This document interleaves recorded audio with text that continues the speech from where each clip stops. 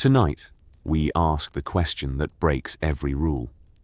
In the world we know, dragons belong to the Targaryens, silver-haired, violet-eyed, the blood of old Valyria, the dragon lords who conquered the Seven Kingdoms with fire and ruled them for 300 years.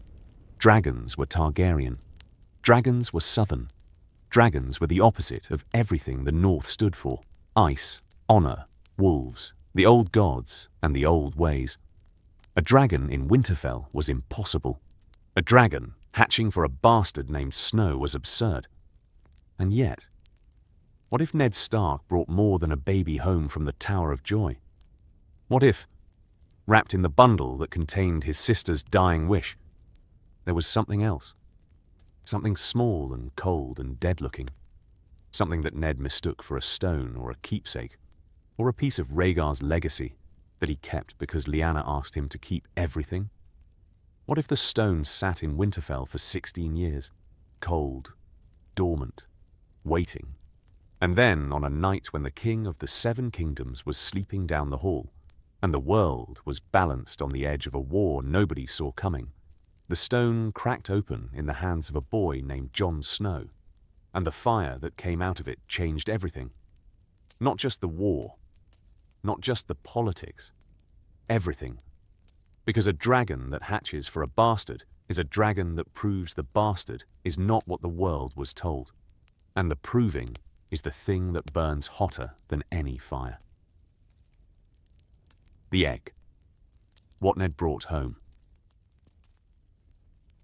Ned found it in the tower. Not the baby. The baby was obvious. The baby was the mission. The baby was the thing Lyanna pressed into his arms with her bloody hands and her dying breath and the words that would govern his life. Promise me, Ned. The baby was the promise. The baby was Jon. The other thing was beside the bed, wrapped in silk, Targaryen silk, the kind that came from the free cities and that only the Dragon Kings could afford, the red and black fabric that was Rhaegar's color and Rhaegar's taste. Ned unwrapped it because Lyanna had said, "Take everything. Promise me. Everything that's his." And Ned took everything because Ned kept promises. Inside, the silk was a stone. That was what Ned saw. A stone. Oval. The size of a man's fist, dark in color, the surface patterned with fine scales that could have been natural geological formations or could have been something else. The stone was heavy, heavier than its size suggested, dense, the weight of something compressed. The stone was cold. In the Dornish heat, in the tower where Lyanna had been dying, and the air was thick with blood and roses, the stone was cold. Ned wrapped it back in the silk. He put it in his saddlebag with the baby's things, the small clothes, the blankets, the personal effects of a woman who had loved a prince and who had died for the loving. He rode north with the baby and the stone and the secret and the grief. The ride north was the longest of Ned's life. Not in distance, in weight. The horse carried a man, a baby, a secret, and a stone. And the weight of the secret was heavier than all three of the others combined. Ned rode through dawn with the baby against his chest and the stone in his saddlebag, and the knowledge that the lie he was building would have to last forever. Because forever was how long the truth would be dangerous. He thought about the stone sometimes. In the long hours of riding, when the baby was sleeping and the road was empty, and the Dornish heat was baking the grief into the leather of his saddle. The stone was unusual. The weight, the texture, the fine scaling on the surface that looked almost organic, almost alive. If Ned had been a maester or a trader, or a man who had spent time in the free cities, where dragon eggs were rumored to exist as curiosities and collector's items, he might have recognized it. But Ned was a Stark. Ned knew wolves and ice and honor and the cold stone of the north. He did not know dragon eggs. He held it once, on the road, took it from the saddlebag and held it in his hands and felt nothing. The stone was cold. Dead. Whatever it was inert. and the inertness was reassuring because inert things were not dangerous. He was wrong. But the wrongness would take 16 years to reveal itself. At Winterfell, Ned put the stone with Lyanna's things. Not many things. The Targaryen silk, a small pendant that might have been Rhaegar's, the few personal effects that a dying woman in a tower had accumulated during the months of her confinement. Ned wrapped them in cloth and carried them to the crypts and placed them at the base of the statue he commissioned for his sister, the stone woman with the long face, the face that was Lyanna's face rendered in permanence, the face that would watch over her things for the years that followed. The stone sat beside the statue, in the dark, in the cold. The cold did not kill it. The cold preserved it. The stone sat in Winterfell for 16 years. Ned put it in the crypts. Not deliberately, not as a hiding place, but as a keeping place. The crypts were where the Starks kept the things that mattered, and the stone was Lyanna's. And Lyanna's things belonged with Lyanna's statue. And the belonging was the kind of decision that Ned made without thinking, because the thinking would have required examining the stone, and the examining would have required understanding what the stone was, and the understanding was the thing that Ned, honest, northern, wolf-blooded Ned, was not equipped to provide. The stone sat beside Lyanna's statue in the dark. It sat through 16 northern winters. It sat through the births of Robb and Sansa, and Arya, and Bran, and Rickon. It sat through the years of Jon's childhood, the years of the bastard at the Lord's table, the years of Catelyn's cold distance, the years of the boy, growing up not knowing who his mother was, or why his father kept the secret. The stone waited. Stones are patient. This one, more than most. Jon, the boy who went down. Jon went to the crypts because Jon always went to the crypts. The crypts were the one place in Winterfell that was entirely his. Not his room was the bastard's room. The small room, the room that Catelyn had allocated with the precision of a woman who managed a household and who had decided that the bastard's quarters should be functional but not comfortable. Not the yard was shared. The training ground where Jon sparred with Robb and where the competition between the brothers was always present, always watching. The invisible measurement of the legitimate son against the illegitimate one. The crypts were Jon's because nobody else wanted them. The Stark children avoided the crypts. Sansa found them creepy. Arya found them boring. Bran was too young to go alone. Robb went occasionally, out of duty, the heir paying respects to the ancestors. But Jon went regularly, weekly, sometimes daily, to sit in the dark among the stone kings and queens of winter and feel the thing that the crypts provided. Belonging. Down here, the Starks were stone. The names were carved, and the faces were permanent, and the hierarchy that governed the living, lord, lady, heir, bastard, was irrelevant to the dead. Down here, Jon was as much a Stark as anyone. The crypts taught Jon things that the castle above could not. The crypts taught him patience. A boy who sat in the dark with stone kings learned to be still, learned to listen to silence, learned the discipline of being present in a place that demanded nothing. The castle demanded performance, the constant calibration of the bastard's behavior, the daily management of being the wrong name in the right place. The crypts demanded nothing. The dead did not care about names. The crypts taught him history. Jon read the statues the way other boys read books, the faces of the old kings of winter, the iron swords across their laps, the direwolves at their feet, Brandon the builder, Theon Stark, the hungry wolf, Torrhen Stark, the king who knelt. The names were carved and the stories were permanent, and Jon absorbed them the way the stone absorbed the cold. Slowly, deeply, permanently. The crypts taught him something else. Something he could not name. A feeling, a pull, a gravity. The sensation of being drawn to a place that was, for reasons Jon did not understand, more his than any room in the castle above. The bastard did not belong in the Lord's solar, or the heir's chamber, or the lady's drawing room. The bastard belonged in the dark, with the dead, in the place where belonging was not contingent on a name. He sat beside Lyanna's statue, his aunt, though he did not know it. He sat beside her because her statue drew him, the way all the crypts drew him, the way the darkness and the cold and the stone faces drew him, the pull that was not intellectual but physical, the blood's recognition of the place where its history was kept. He had been sitting beside Lyanna's statue for years, since he was 12, since the age when the bastard's loneliness had intensified from a background hum to a daily wait, and the crypts had become the place where the weight could be set down. He never noticed the stone. It was small. It was dark.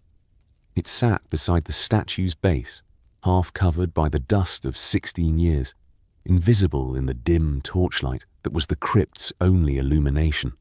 A stone among stones, in a castle made of stone, in a country defined by stone. There was no reason to notice it, until the night it got warm. Jon was 16. He was in the crypts on the evening before the royal visit, the visit of King Robert Baratheon and the entire court, the visit that would bring the south to the north and the politics to Winterfell, and the cascade of events that would change the 7 kingdoms. Jon was in the crypts because the arrival preparations had intensified Catelyn's management of the household to a level that made the bastard's presence in the main castle particularly unwelcome, and the crypts were the place where unwelcome did not exist. He was sitting beside Lyanna's statue when his hand brushed the stone. The warmth was immediate. Not gradual, immediate. The stone, which had been cold for 16 years, was warm. Not body warm, fire warm. The heat radiating from the stone's surface with an intensity that was impossible for an object sitting in a crypt at the northern edge of the world. Jon picked it up. The stone pulsed. Not visibly, internally. The pulse was felt rather than seen, a rhythmic throb that travelled through the stone's surface and into Jon's palms and into his arms and into his chest, the beat of something inside the stone that was not geological and not mechanical, but biological. A heartbeat. Something inside the stone had a heartbeat. Jon held the stone and felt the heartbeat, and did not understand what he was holding and did not drop it, because the not dropping was instinctive. The body's recognition, deeper than thought, that the thing in his hands was important in a way that transcended understanding. He took the stone to his room. He put it beside his bed, wrapped in a cloth, the heat radiating through the fabric and into the air. He slept beside it. The warmth filled the small room with a heat that was not Winterfell's heat, not the hot spring heat that warmed the castle's walls, but a different heat, a living heat, the heat of something that was waking up after a very long sleep. He dreamed that night. He dreamed of fire, not the destructive fire of burned villages and war, a different fire, an internal fire, the heat of something living inside, something that looked dead. The fire was amber and gold, and it pulsed with a rhythm that matched Jon's heartbeat, the synchronization of 2 lives that were not yet connected, but that were approaching connection with the inevitability of a river approaching the sea. In the dream, the stone cracked. Just a line, a hairline fracture, running from one end of the oval to the other, the surface splitting along a seam that had been invisible until the pressure from inside made it visible. The crack glowed. The glow was the color of the fire inside. Amber, gold, alive. Jon woke up. The dream was vivid, more vivid than normal dreams, more present, the kind of dream that left an impression on the waking mind like a footprint in snow. He looked at the stone beside his bed. The stone had a crack in it, a real crack, a hairline fracture running from one end to the other, exactly as the dream had shown. The crack was not glowing, not yet. but the stone was warmer than it had been the night before. Warmer and pulsing, the heartbeat stronger, the rhythm faster, the thing inside getting closer to the thing outside. Jon touched the crack. The heat travelled through his finger and into his hand, and the touching was recognition. The mutual recognition of two things that belonged together and that were, through the stone's shell, touching for the first time. He wrapped the stone in a fresh cloth. The old cloth was singed at the edges. The heat had begun to burn through the fabric. He held the stone against his chest and felt the heartbeat against his own heartbeat, and the two beats synchronized, and the synchronizing was the beginning of the bond that would, in 2 days, change the world. The royal party arrived the next day. King Robert Baratheon rode through Winterfell's gates with the Lannisters and the Kingsguard and the 100 attendants that a royal progress required, and the castle erupted into the chaos of hosting. The preparations that Catelyn had been managing for weeks reaching their climax in the organized frenzy of feeding and housing and entertaining the most powerful people in the 7 kingdoms. Jon stood at the edge. The bastard's position, present but not prominent, visible but not important, the boy who was Ned Stark's shame standing in the courtyard, while the king embraced the lord and the queen assessed the castle, and the golden prince looked at everything with the bored contempt of a boy who had been given everything and who valued nothing. The stone sat in Jon's room, getting warmer. The hatching. The night everything changed. The egg cracked on the 3rd night of the royal visit. Jon was asleep when it happened.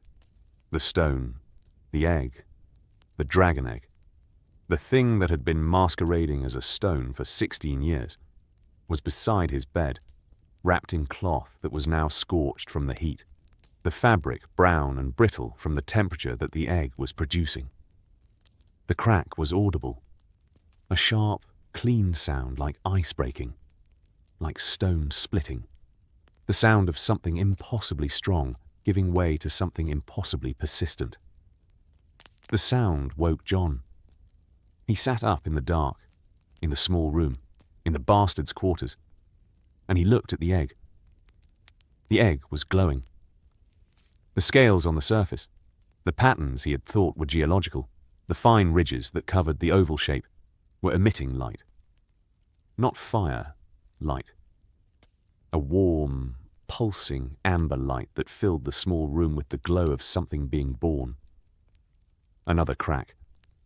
The egg split along a seam that ran from top to bottom, the two halves separating with the slow pressure of something inside pushing outward. The thing inside the egg, deciding, after 16 years of dormancy and 1,000 years of genetic memory, that the time had come. The dragon emerged. It was small, the size of a cat, smaller than Jon had expected, though Jon had not expected anything because Jon had not known what a dragon egg looked like, and had never imagined that the warm stone beside his bed was the shell of a creature that had not existed in the world for over a century. The dragon was dark, not black, dark in the way that deep water was dark, the colour shifting between green and brown, and the nameless shade that existed between them. The scales were wet from the hatching, the newborn gleam of a creature fresh from its shell. The eyes were open from the first moment, gold and burning and fixed on Jon with the focused intensity of a thing that had been waiting 16 years to see the face it was looking at. The dragon chirped, not roared, chirped. The small sound of a newborn predator, the noise that was the beginning of the voice that would in time produce the roar that shook castles and the fire that melted armies.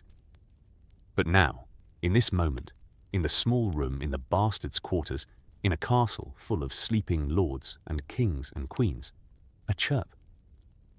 Jon held out his hand. The dragon climbed onto it. The claws, tiny, sharp, already strong, gripped Jon's fingers. The weight was negligible. The warmth was not. The creature radiated heat, the internal furnace already burning. the fire that was the dragon's birthright, producing the warmth that flowed through Jon's hand and into his arm and into his chest.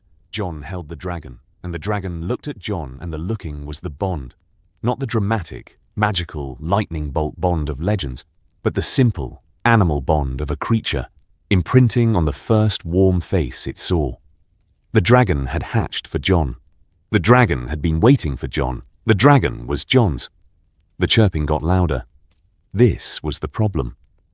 The dragon chirped, and the chirping carried through the thin walls of the bastard's quarters, and into the corridor, and through the castle that was full of sleeping guests and servants, and guards who were not accustomed to the sound of a newborn dragon at 3 a.m.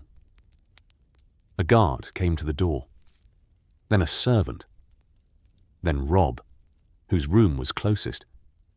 Then the noise brought more people, the cascading investigation of a castle responding to a sound that nobody could identify and that everyone wanted explained. Robb opened Jon's door. He looked at Jon.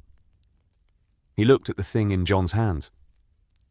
His face did 3 things in rapid succession: confusion, recognition, disbelief.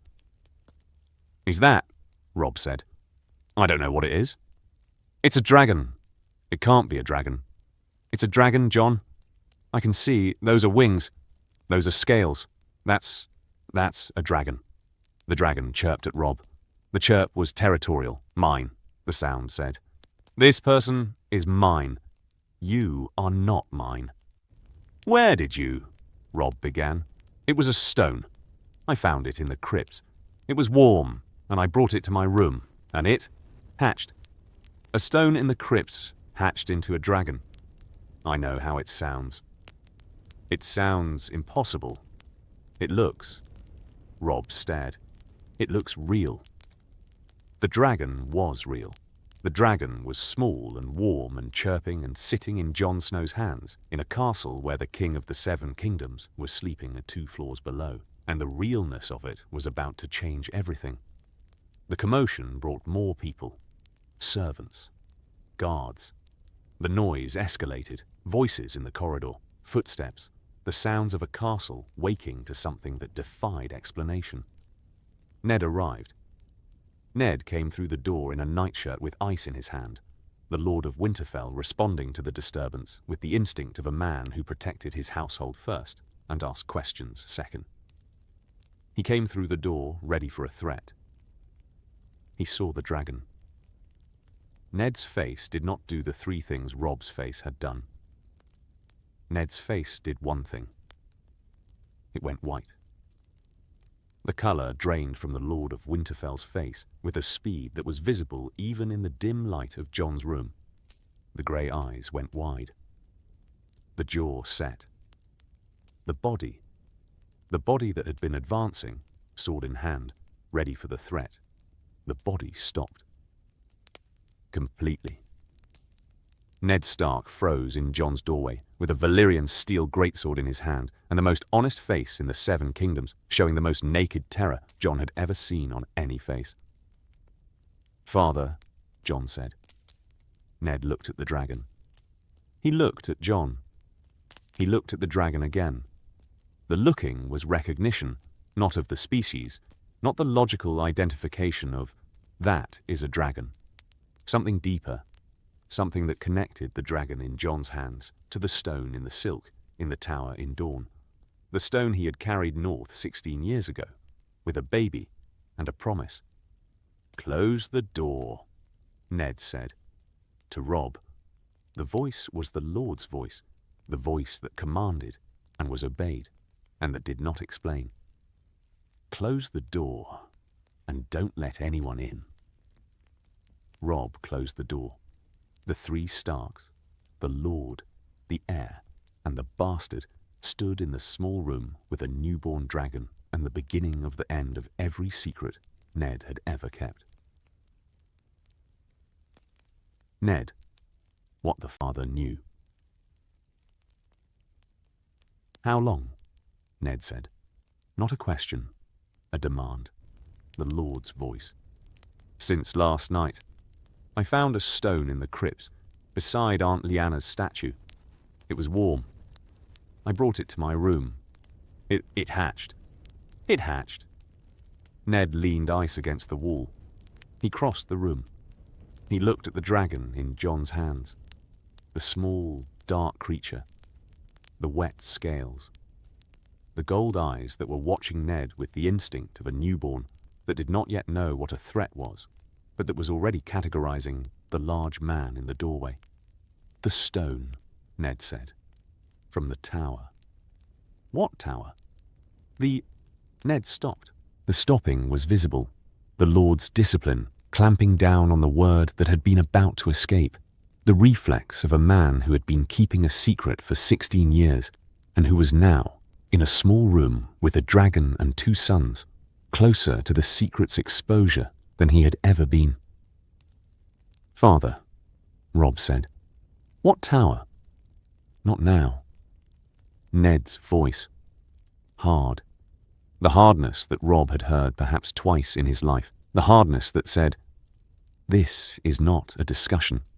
This is an order. Robb, this castle is full of the King's court. There are Lannisters sleeping in our guest chambers. There are King's guards in our corridor. If anyone sees this, if Robert sees this, Robert will see a dragon," Robb said. "Robert will see a Targaryen weapon. Robert has spent 17 years hunting every remnant of the Targaryen dynasty. A dragon in his best friend's castle, hatched for his best friend's bastard." Ned stopped again. The stopping was worse this time. The Lord's composure cracking under the weight of the implications. "Why?" Jon said. Ned looked at him. "Why did it hatch for me?" Jon held the dragon, the small creature, purring now, a low vibration that travelled through Jon's hands and into his chest. "A dragon egg. Dragon eggs hatch for father. Dragon eggs hatch for Targaryens. That's what the histories say. Targaryen blood. Valyrian blood. Not Stark bastards." Ned's face. The thing on Ned's face was the thing that Jon had been looking for his entire life, without knowing he was looking for it. The answer. The reason. The explanation for all of it. The secret. The unnamed mother. The refusal to discuss. The 16 years of silence that had defined Jon's life. The answer was on Ned's face. And the answer was terror. And the terror was the proof that the answer existed. "There's something you haven't told me," Jon said. "Jon, about my mother, about who I am." "There's something." Jon held the dragon. The dragon chirped. The chirp was insistent, hungry, the sound of a newborn that wanted feeding. "A dragon hatched for me. Me, not Robb, not Sansa, not any of your true-born children. Me. The bastard. The Snow. Why?" "I can't." "You can. You've always been able to. You chose not to."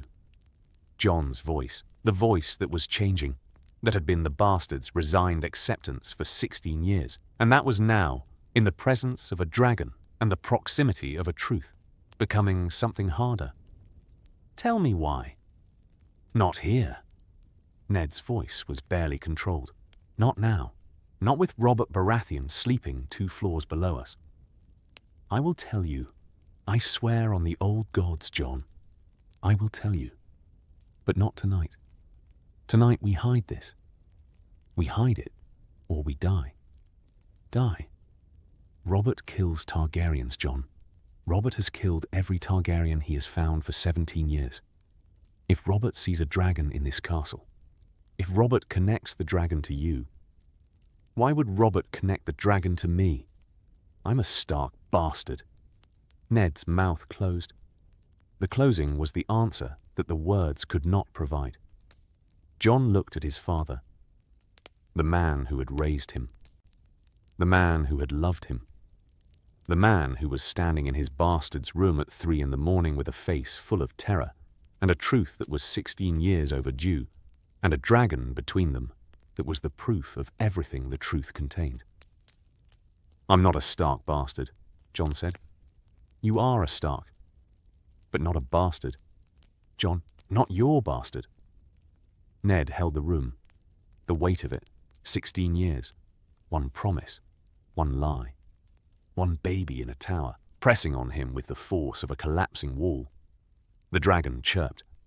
Grey wind outside the door growled at a sound he could not explain. The castle was waking. "Rob," Ned said, "take the guards. Send them to check the kitchens. Tell them the sound was a cat in the walls. Make the explanation. Buy us time." Rob looked at Jon, at the dragon, at his father. "Go, Rob." Rob went. Ned and Jon and the dragon were alone. "Your mother was Lyanna," Ned said. The room. "My sister. Your mother was Lyanna Stark." Jon held the dragon. The dragon was warm. The room was cold. The words were the temperature of a world shifting on its axis. "Lyanna was your mother. And your father." Ned closed his eyes. "Your father was Rhaegar Targaryen." The dragon chirped. The chirp was the punctuation, the small sound that confirmed the words. The creature in Jon's hands that was the living proof of the blood that Ned had been hiding for 16 years. A dragon hatched for Jon because Jon was not a Stark bastard. Jon was a Targaryen. The dragon knew it. The egg had known it. The egg had waited 16 years for the blood to come close enough to wake it, and the blood had come, and the waking had cracked open the largest secret in the 7 kingdoms, on a night when the secret's worst enemy was sleeping down the hall. "Rhaegar," Jon said. "Rhaegar Targaryen, the crown prince. He and Lyanna, they married. In secret. The marriage was real. You are not a bastard, Jon. You are a true-born son. A true-born Targaryen. A true-born son of a Stark and a Targaryen. Both." Jon sat on the bed. He sat because his legs were not going to hold him, and because the sitting was the only thing his body could do, while his mind processed the impossible, the identity he had carried for 16 years dissolving, the bastard disappearing, the son of the most infamous prince in the history of the 7 kingdoms, emerging from the wreckage of the name he had been given. "You lied to me," Jon said. "I protected you. You lied to everyone. To Mother. To Catelyn. To Robert. To the world. The lie kept you alive. If Robert had known, if anyone had known, you would have been killed. In the crib. As an infant. Robert's hatred of the Targaryens is total. He would have killed you and called it justice. And now," Ned looked at the dragon. "And now there is a dragon," Ned said. "And the dragon changes everything." The dragon chirped. The chirp was getting louder. The newborn was hungry, and hungry newborns, regardless of species, made noise. "We have hours," Ned said, "before dawn, before the castle wakes fully, before Robert comes down to breakfast and someone tells him that the bastard's room produced strange sounds in the night. We have hours to decide what we do. What can we do? Hide it. Send you north, beyond the wall where Robert's reach. I'm not running. Jon, I'm not running. I've spent my whole life standing at the edge of this family, looking in. I just learned that I was never outside it. I was inside it, hidden, protected by a lie. I'm not going to respond to the truth by running. The truth will kill you if Robert sees the dragon. Then Robert doesn't see the dragon, not yet. Not until we have a plan. A plan. A plan that is not hiding and is not running and is not pretending that a dragon didn't just hatch in Winterfell." Jon looked at his father, his uncle, the man who had kept him alive for 16 years through a lie that had cost both of them everything. "You've spent 16 years protecting me from the truth. Let me spend one night protecting us from the consequences." Ned looked at his nephew, the boy who was not his son, the boy who was more his son than any biological fact could have made him, raised, loved, protected, carried through 16 years of lying for his sake. The boy who was now holding a dragon and looking at Ned with eyes that were Lyanna's eyes and Rhaegar's blood, and the proof of everything Ned had been afraid of. "One night," Ned said. "One night." They planned. Robert, the king who saw. The plan lasted 6 hours. Ned and Jon planned through the night, hiding the dragon in the crypts, in the deepest level, in the darkness where the oldest Stark king slept and where no visitor went. The plan was to conceal the dragon until Robert left Winterfell, then deal with the consequences without a king in the castle. The plan failed because a dragon was not a quiet animal. The dragon was a newborn predator with a furnace in its chest and a voice that carried. The chirping had been contained by Jon's room's walls. The crypt's acoustics were different. The stone corridors amplified sound, channeled it, turned the small dragon's chirps into echoes that travelled up through the levels and into the corridors above. A servant heard the sound. The servant told a guard. The guard investigated. The guard found nothing. Jon had hidden the dragon deep enough that the guard did not reach the right level. But the guard told another guard. And the second guard told a Lannister man-at-arms. And the Lannister man-at-arms told Jaime Lannister because Jaime Lannister asked questions about unusual sounds, the way other men asked about the weather. The Lannisters noticed everything. That was the Lannister skill. The observation that turned every environment into an intelligence report, every conversation into a data point, every glance and gesture an overheard whisper into the material of political advantage.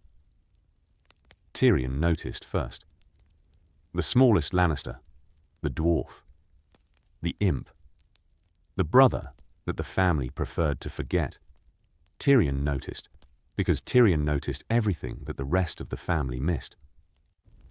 Tyrion's eyes were better than Jaime's, and his ears were better than Cersei's, because Tyrion had spent his life being overlooked, and the overlooking had produced the habit of looking, the chronic attention of a man who gathered intelligence, because intelligence was the only weapon his body could carry. "The bastard is hiding something," Tyrion said to Jaime on the second morning of the visit, in the yard where Jaime was watching the Stark boys spar with the idle assessment of the greatest swordsman in the 7 kingdoms, evaluating the next generation. Bastards always hide something. It's their nature. Not that kind of hiding. Not the usual shame and resentment hiding that bastards do in every castle in the 7 kingdoms. This is, the boy is terrified. And the terror is new. It started last night. How do you know it started last night? Because yesterday morning he was a normal bastard, sullen, competent, invisible. This morning he's vibrating, like a man who's sitting on a secret that's too large for his body. Jaime looked at the bastard. Jon was in the yard, sparring with Robb, and Jaime's assessment was professional rather than personal. The boy was good. The boy was very good. The kind of good that came from natural talent refined by years of daily practice. But the boy was distracted.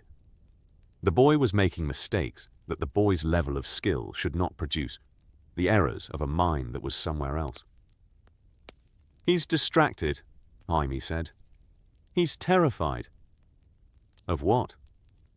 "That's the interesting question." Tyrion drank. Morning wine, the dwarf's privilege. "Something happened last night. In the bastards' quarters. The servants are talking about sounds. Animal sounds, they say. The guards investigated and found nothing. But the bastard hasn't slept, and the bastard is terrified. And the bastard's father is watching the bastard with an expression I've never seen on Ned Stark's face." "What expression?" "Fear." Jaime looked at Ned. The Lord of Winterfell was in the yard, ostensibly watching the sparring, but his attention was on Jon, the constant surveillance-level attention of a man monitoring a situation that was critical and that could not be managed openly. "Ned Stark afraid," Jaime said. That is interesting. Interesting and potentially useful. Whatever the bastard is hiding, it frightens the most unflappable man in the North. And a frightened Ned Stark is a Ned Stark who might make mistakes. You think the worst of everyone. I think accurately of everyone. The worst is just a frequency I'm tuned to. Something in the crypts, Jaime said to Cersei, at breakfast, at the Lord's table, where the royal family ate with the Starks and where every word spoken was heard by 6 people and remembered by 12. Something, Cersei said. The guards are talking about sounds. Animal sounds. From beneath the castle. Rats. Rats don't echo like that. And rats don't make the Stark boy look like he hasn't slept. Cersei looked at Jon. The bastard was at the lower table, pale, exhausted. The face of a boy who had been awake all night with a secret that was too large for his body. The bastard looked, Cersei thought, the way people looked when they were hiding something enormous, and who were not skilled enough at hiding to make the hiding invisible. Robert heard the sounds himself on the 4th day. The king was in the crypts, visiting Lyanna's statue, the pilgrimage that Robert made every time he came to Winterfell, the mourning of the woman he had loved and lost. That was the one genuine emotion Robert Baratheon still possessed. Robert was standing before Lyanna's statue with the flowers he had brought and the grief he carried, and he heard the sound. Not a chirp anymore.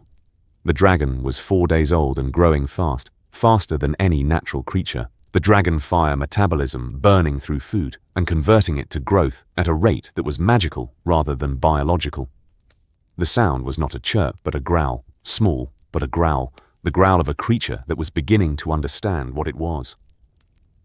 Robert followed the sound.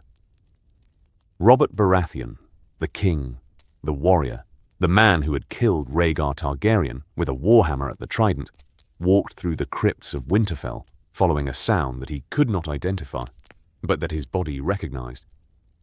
The way a man's body recognized the sound of the thing he feared most. Robert's body knew dragons. Robert's body had fought a dynasty of dragon lords. Robert's body heard the growl, and the body knew, before the mind would admit it, what was making the sound. He found the dragon. In the lowest level of the crypts, in the darkness where the torchlight barely reached, curled in a hollow between 2 ancient tombs. The dragon was the size of a large dog now. 4 days of growth. 4 days of the accelerated metabolism that would, in months, produce a creature the size of a horse, and in years a creature the size of a castle. The dragon was dark and scaled, and its eyes were gold, and it looked at Robert with the instinct of a creature that knew, in its blood, what a Baratheon was. Robert stood in the dark and looked at the dragon looked at Robert, and the looking was the moment that the world changed. "Ned!" Robert bellowed. The bellow carried. Through the crypts, up the stairs, through the castle, the king's voice, enormous, war-forged, the voice that had rallied an army at the Trident, echoing through Winterfell with the force of a man who had just discovered the impossible. Ned came, running. With Jon behind him and Robb behind Jon, and half the castle following because the king's bellow was not a sound that was ignored. Robert was in the crypt, standing in the torchlight with his hand on his hammer, the king's warhammer that he carried everywhere, the weapon that had killed Rhaegar, the weapon that Robert's hand found instinctively when the threat was Targaryen. "What is that?" Robert said. Not a question, a demand. The king's demand, directed at the Lord of Winterfell, the demand of a man who had walked into his best friend's basement and found the one thing in the world that Robert Baratheon hated more than anything. "Robert," Ned began. "What is that?" It's a dragon. It's a dragon, Ned. In your crypts, in Winterfell." Robert's face, red, the veins visible, the fury that was Robert's primary emotion, and that was now directed not at an enemy, but at a friend. "How long?" 4 days. 4 days you've been hiding a dragon in your crypts while I'm sleeping above them. I was going to... You were going to what? Tell me. When? After it grew big enough to eat my horse? Jon stepped forward. It's mine, Jon said. Robert looked at the bastard. Yours, Robert said. It hatched for me. From an egg. In the crypts. It chose me. Chose you. Robert's eyes, the blue eyes that had been warm and friendly at the feast, and that were now the eyes of a king examining a threat. A dragon chose you. A Stark bastard. Yes. Dragons don't choose Stark bastards. Dragons choose. Robert stopped. The stopping was different from Ned's stopping. Robert's stopping was not the stopping of a man who knew the truth and was hiding it. It was the stopping of a man whose mind was approaching a conclusion that his emotions could not accept. Dragons choose Targaryens, Robert said. The crypt was very still. Robert looked at Jon, at Ned, at Jon again. Ned, Robert said. The voice had changed. From the bellowing to something worse, something quiet, controlled. The voice of a man who was processing a possibility, and who was not bellowing because the bellowing was for anger. And this was not anger. This was something colder. Robert. Is the boy mine? What? Is the bastard my blood? Some Baratheon thing. We have Targaryen blood in our line. The Baratheons are descended from. Is the boy some accident of mine that produces the blood that hatches? The boy is not yours, Robert. Then whose is he? The crypt, the tombs, the torchlight, Lyanna's statue, 20 feet away, the stone face watching the living faces with the permanent expression of the dead. Whose is he, Ned?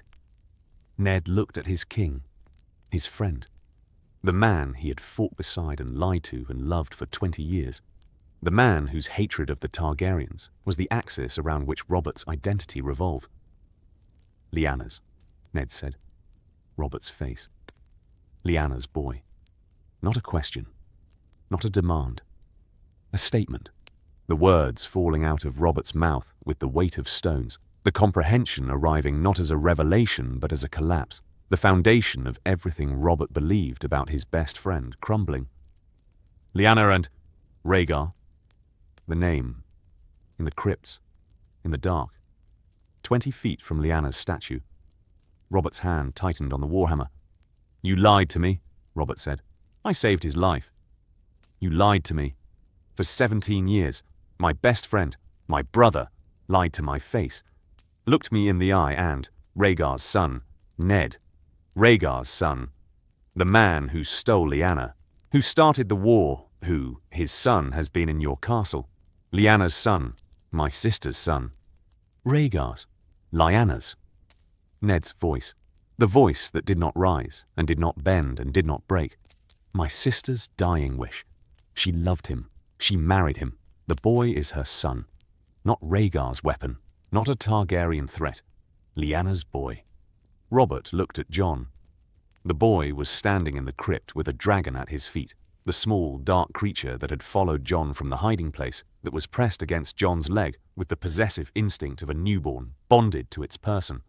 The boy had dark hair and grey eyes, and a face that was Lyanna's face, the face that Robert had loved, the face that Robert had gone to war for. He looks like her, Robert said. The words were barely audible. He looks exactly like her, Ned said. Robert held the warhammer, the weapon that had killed the boy's father, the weapon that was, in this moment, pointed at the ground, the killing end resting on the stone floor of the crypt, where Lyanna's statue watched with her permanent eyes. I should kill him, Robert said. You should. But you won't. Why won't I? Because he's Lyanna's. And killing Lyanna's child would be the one thing you could never live with. Robert looked at the boy, at the dragon, at the statue, at the man he had called brother for 20 years, and who had been lying to him for all of them. The warhammer stayed on the ground. Get him out of my sight, Robert said. the boy and the thing. Get them out. Now. Ned took Jon. They left the crypt. They left the king standing alone in the dark with the warhammer and the statue and the ruins of a friendship that had been built on a lie and that was now, like the egg, cracked beyond repair. Robert did not swing the hammer. That was the first mercy. There would not be many others. The aftermath. What the hatching broke. Robert left Winterfell the next morning. He left without the friendship. He left without the hand he had come to recruit. He left with the knowledge that his best friend had been raising the child of the man Robert had killed in the castle Robert had visited under the name that Robert had never questioned. He left without killing Jon. This was the thing Ned had not expected. The mercy, the restraint, the Robert who looked at Lyanna's face in a boy's features and could not swing. Robert hated Targaryens. Robert had hated Targaryens for 20 years. But Robert had loved Lyanna more, and the love was the thing that stayed the hammer. The staying was not forgiveness. The staying was a pause, the king deferring the killing, because the killing required killing Lyanna's child, and the killing of Lyanna's child was the one act that Robert could not perform. The deferral was temporary. Ned knew this. Robert's restraint would last until Robert returned to King's Landing and the Lannisters and Varys and the council got their hands on the information. Then the restraint would erode, because the restraint was emotional and emotions eroded under political pressure. The Northern Lords arrived at Winterfell within the month, not because Ned summoned them, because the news reached them. The whisper network that connected every holdfast and keep in the north. The chain of servants and travellers and merchants who carried information the way rivers carried water, downhill inevitably, to the places where the information pooled. A dragon. At Winterfell. Hatched by Ned Stark's bastard. The bastard who was, the rumours varied, a secret Targaryen, a sorcerer, a madman, or something the North had never seen before and could not categorise. Greatjon Umber arrived first. The Greatjon arrived everywhere first, because the Greatjon moved through the world at the speed of a man who did not believe in obstacles. He rode to Winterfell with 50 men and a look on his face that was equal parts disbelief and something that might have been, in a less martial man, wonder. "Show me," Umber said. To Ned, in the Solar. The demand of a lord who did not believe rumours until he had verified them with his own eyes. "Jon," Ned called. Jon came to the Solar with the dragon on his shoulder. The creature was 2 weeks old and the size of a large cat, the dark scales gleaming, the gold eyes watching the enormous lord with the predator's assessment of new things in its territory. Umber stared. "Gods," Umber said. "Not gods," Ned said. "Just a dragon." "Just a dragon." Ned Stark says, "Just a dragon," the way other men say, "Just a horse." That is. Umber leaned forward. His hand extended toward the creature. The dragon hissed. The hiss was small, a 2-week-old predator's warning, more instinct than threat. But the hiss was accompanied by a puff of heat, the nascent fire, the furnace inside the creature, producing a burst of warm air that carried the promise of something much larger. Umber pulled his hand back. "It doesn't like strangers," Jon said. "I don't like strangers either. We have that in common." Umber looked at the dragon, at Jon, at Ned. "The rumours say the boy is Rhaegar's son. The rumours are true. I can see it, Ned. Don't insult me with the bastard story. A dragon hatched for the boy. Dragons hatch for Targaryens. The boy is a Targaryen, which means the boy is Lyanna's." Umber held the pause. "I knew your sister. I rode with your father in the rebellion. I know what Rhaegar did, or what we were told he did. The dragon tells me the story was more complicated than we were told." "The story was more complicated. Then tell me, the real version. Because I marched to war for one version, and I need to know whether the version I marched for was the truth or the lie. Ned told him. The abbreviated version, enough to establish Jon's parentage without the full detail that the full telling required. The telling was painful, because every telling chipped away at the structure of lies that had kept Jon alive. Umber listened. The listening was the Umber version of processing. Silent, focused, the large man absorbing information with the thoroughness that his battlefield reputation suggested was limited to tactical situations, but that was, in fact, the Umber way of handling everything. "Lyanna's boy," Umber said when Ned finished. "With a dragon." "Lyanna's boy, with a dragon." "Well." Umber drank. The Umber drink. Large, decisive. The consumption of ale as a punctuation mark. That changes things. It changes everything. It changes the important things. The rest, Umber set down the cup. The rest is detail. The North protects its own. Lyanna's boy is the North's own. The dragon is something the North has never had, and that the North will figure out how to handle. Because the North figures out how to handle everything. That's optimistic. That's Umber. We handle things. He looked at Jon. "Welcome to the North, boy. The real North. Not the bastard version. I've always been in the North, my lord." "Aye.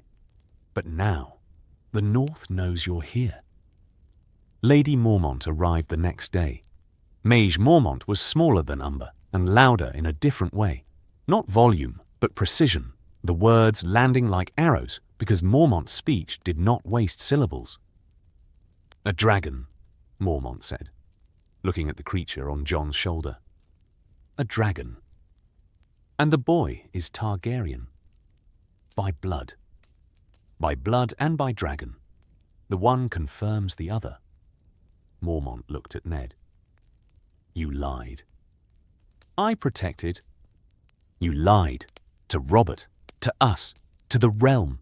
For 17 years. Mormont held the look. "I would have done the same. For my blood. For Bear Island's blood. The lying was the right thing done wrongly, and the wrongly was the only way to do it. That's Mormont. We see things clearly. Lord Manderley sent a raven rather than riding.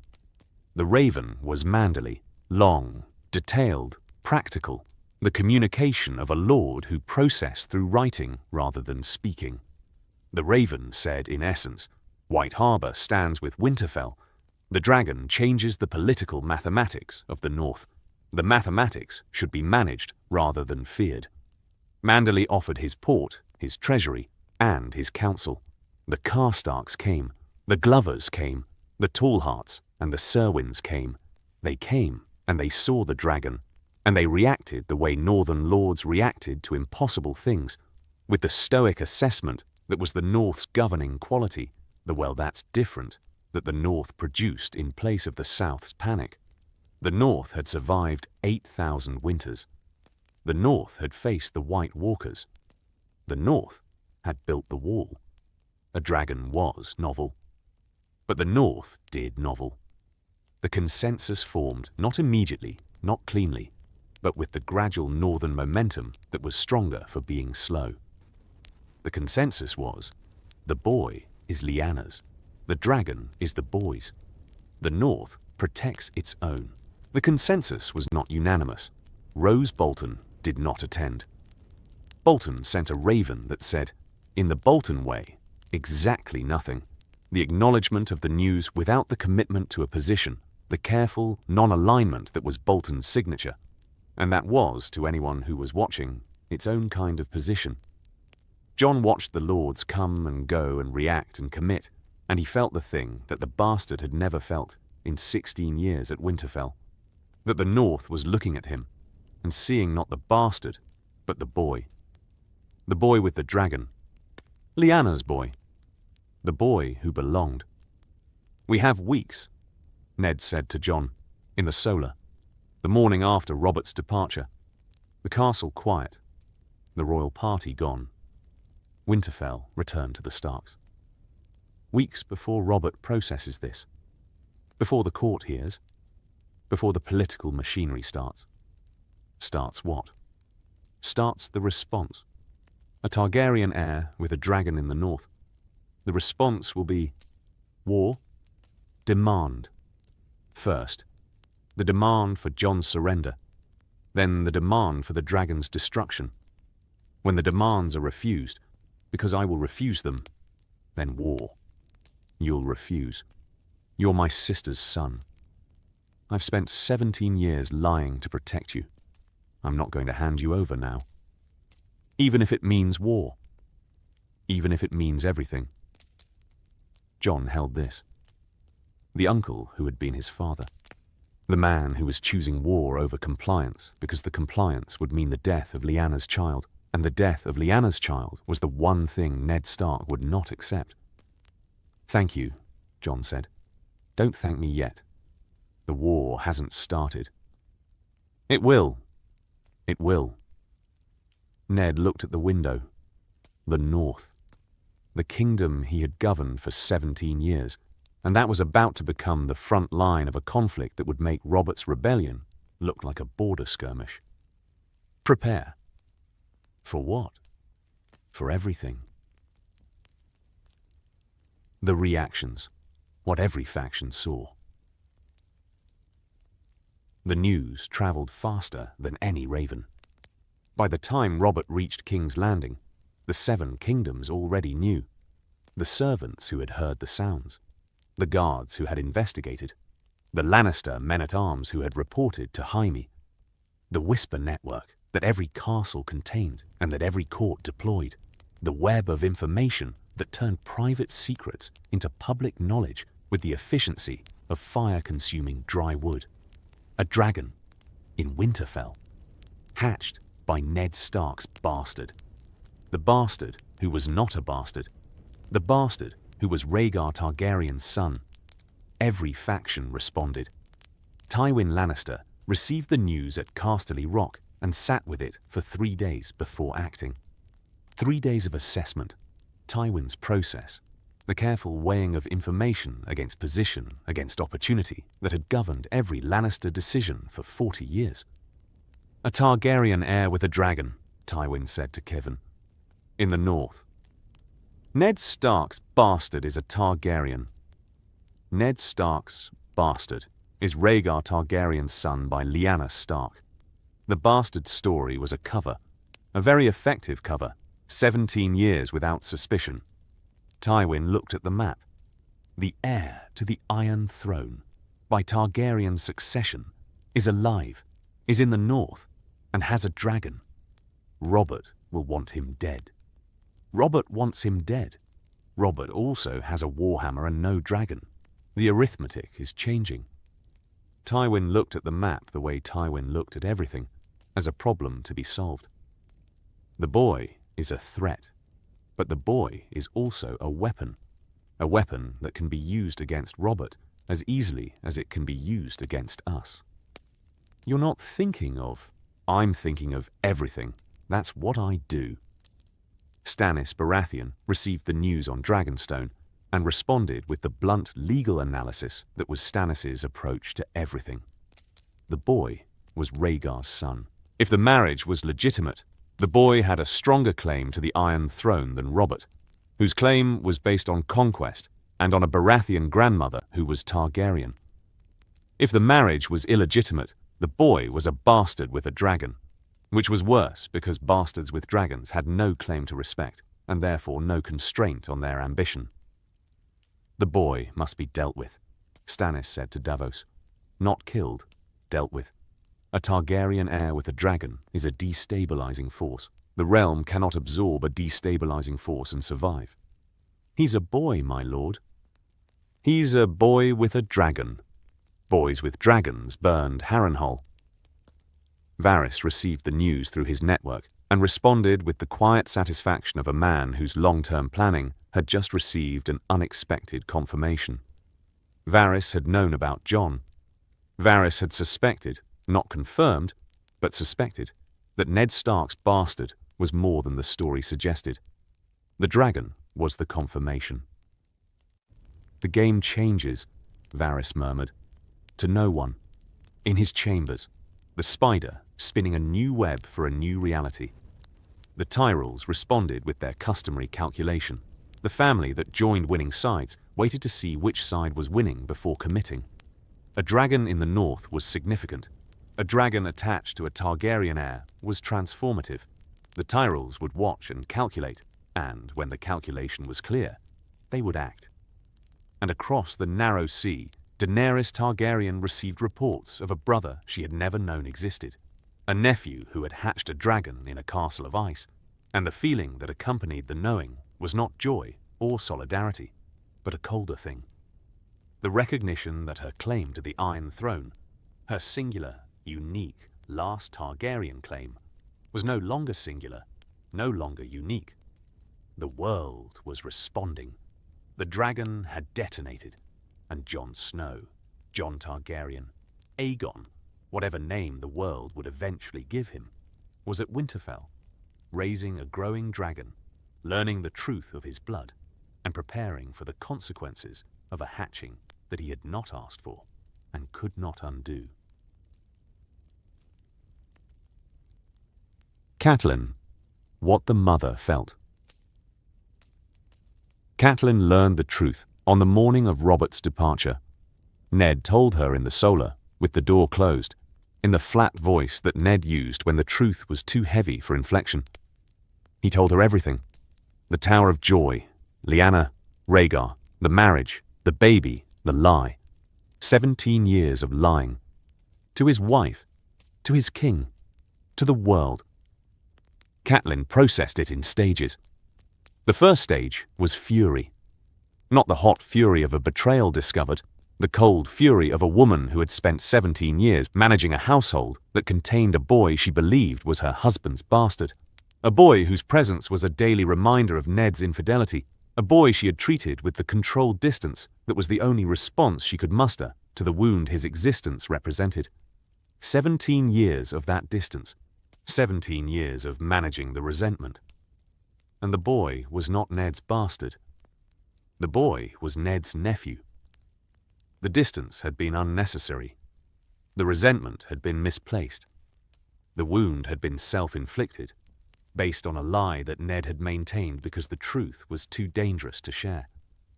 17 years, Catelyn said. You let me believe. I had to. You had to. You had to let your wife believe you had fathered a bastard on some common woman. You had to let me treat that boy, Lyanna's boy, your sister's son, with the coldness that I... She stopped.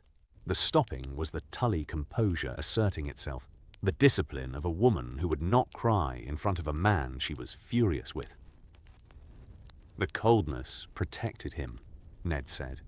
If you had known, if you had treated Jon as family, Robert would have noticed. Robert notices when Starks treat people differently. The coldness made the bastard story believable. My cruelty was your alibi. Your distance was the boy's shield. Don't, Catelyn held the composure. Don't make my unkindness into a virtue, Ned. I treated a child coldly for 17 years. A child who was my nephew, my good sister's son. I treated him as an intruder in his own family's home, and you let me, because the letting was convenient for your secret. Not convenient, necessary. The distinction doesn't comfort me. The second stage was grief. Not for the lie, for the boy. For the 16 years of distance that she could not take back. For the birthday feasts where Jon sat at the lower table. For the times she had looked past him, through him, the deliberate unseeing that had been her management of the resentment. She had not been cruel.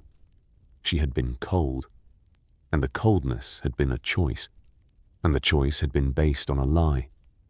And the lie's exposure made the choice feel monstrous. Does he know? Catelyn said. He knows. I told him last night. When the dragon forced your hand. The dragon forced everything. And now, what? The boy is a Targaryen with a dragon. My children, Robb, Sansa, Arya, Bran, Rickon, my children are in a castle with a Targaryen heir who has a claim to the Iron Throne and a dragon that can enforce it. What does this mean for my children, Ned? Jon is not a threat to our children. Jon is not. The dragon is. The claim is. The world's response to the claim and the dragon is. My children are in danger because your sister's son has awakened the most dangerous thing in the world. And the danger is not the boy. I believe you. The boy is not dangerous. The danger is what the boy represents to every lord and every king and every ambitious politician who will look at the dragon and see either a weapon to control or a threat to destroy. Ned held this. I will protect our children, Ned said, and I will protect Jon. Both. That's what I've been doing for 17 years. You've been lying for 17 years. Protecting and lying are not the same thing. In this case, they were.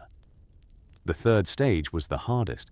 The third stage was looking at Jon, actually looking at him for the first time, without the filter of the bastard story, without the distance, without the resentment. Looking at the boy who was Lyanna's son, and seeing without the lie's distortion what she should have seen from the beginning. A Stark. A boy with Stark features and Stark composure and Stark honor. A boy who had absorbed everything Ned valued and who had endured the coldness with the grace that was, she now recognized, the same grace his mother had possessed. She went to Jon. She found him in the yard. With the dragon, the creature that was growing daily, that was now the size of a large hound, that followed Jon the way Ghost followed Jon, the two animals occupying the boy's space with the territorial possessiveness of creatures who knew their person. Jon. He looked at her. The grey eyes, Lyanna's eyes. She had spent 17 years looking at those eyes and seeing Ned's infidelity. Now she saw Lyanna. The difference was shattering. I owe you an apology, Catelyn said. Lady Stark. An apology that is 17 years overdue and that no words can adequately contain. She held her composure. The Tully discipline. The fierce control of a woman who would say what needed to be said regardless of the cost. I treated you as a reminder of a wound. You were not a wound. You were a child. You were Lyanna's child. And I treated you as my husband's mistake. And the treating was... She stopped. Not the composure failing, the words failing. The words were not large enough for the thing she was trying to say. It's all right, Jon said. It is not all right. It will never be all right. But I can, going forward, I can try to be what I should have been. Not your mother, your family. Jon looked at the woman who had been the cold center of his childhood, the woman whose distance had defined his experience of Winterfell as much as Ned's love had. The woman who was now standing in the yard, looking at him with Tully blue eyes that were full of something he had never seen directed at him before. Regret. Genuine, Tully fierce, 16 years overdue regret. Thank you, Jon said. Don't thank me. I don't deserve thanks for arriving 17 years late. You arrived. That's what matters. Catelyn looked at the dragon. The dark creature. The gold eyes. The growing body that was already too large for the yard and that would, in months, be too large for the castle. That thing is going to change the world, Catelyn said. I know. Are you ready? No. Good. Nobody's ever ready for the things that change the world. That's how you know they're real. She left. Jon stood in the yard with the dragon and the wolf, and the weight of a name he had not known was his, and the mother's love he had not known was owed. Ned and Jon, the conversation that mattered most. In the weeks after Robert's departure, Ned told Jon everything. Not in one conversation, in many.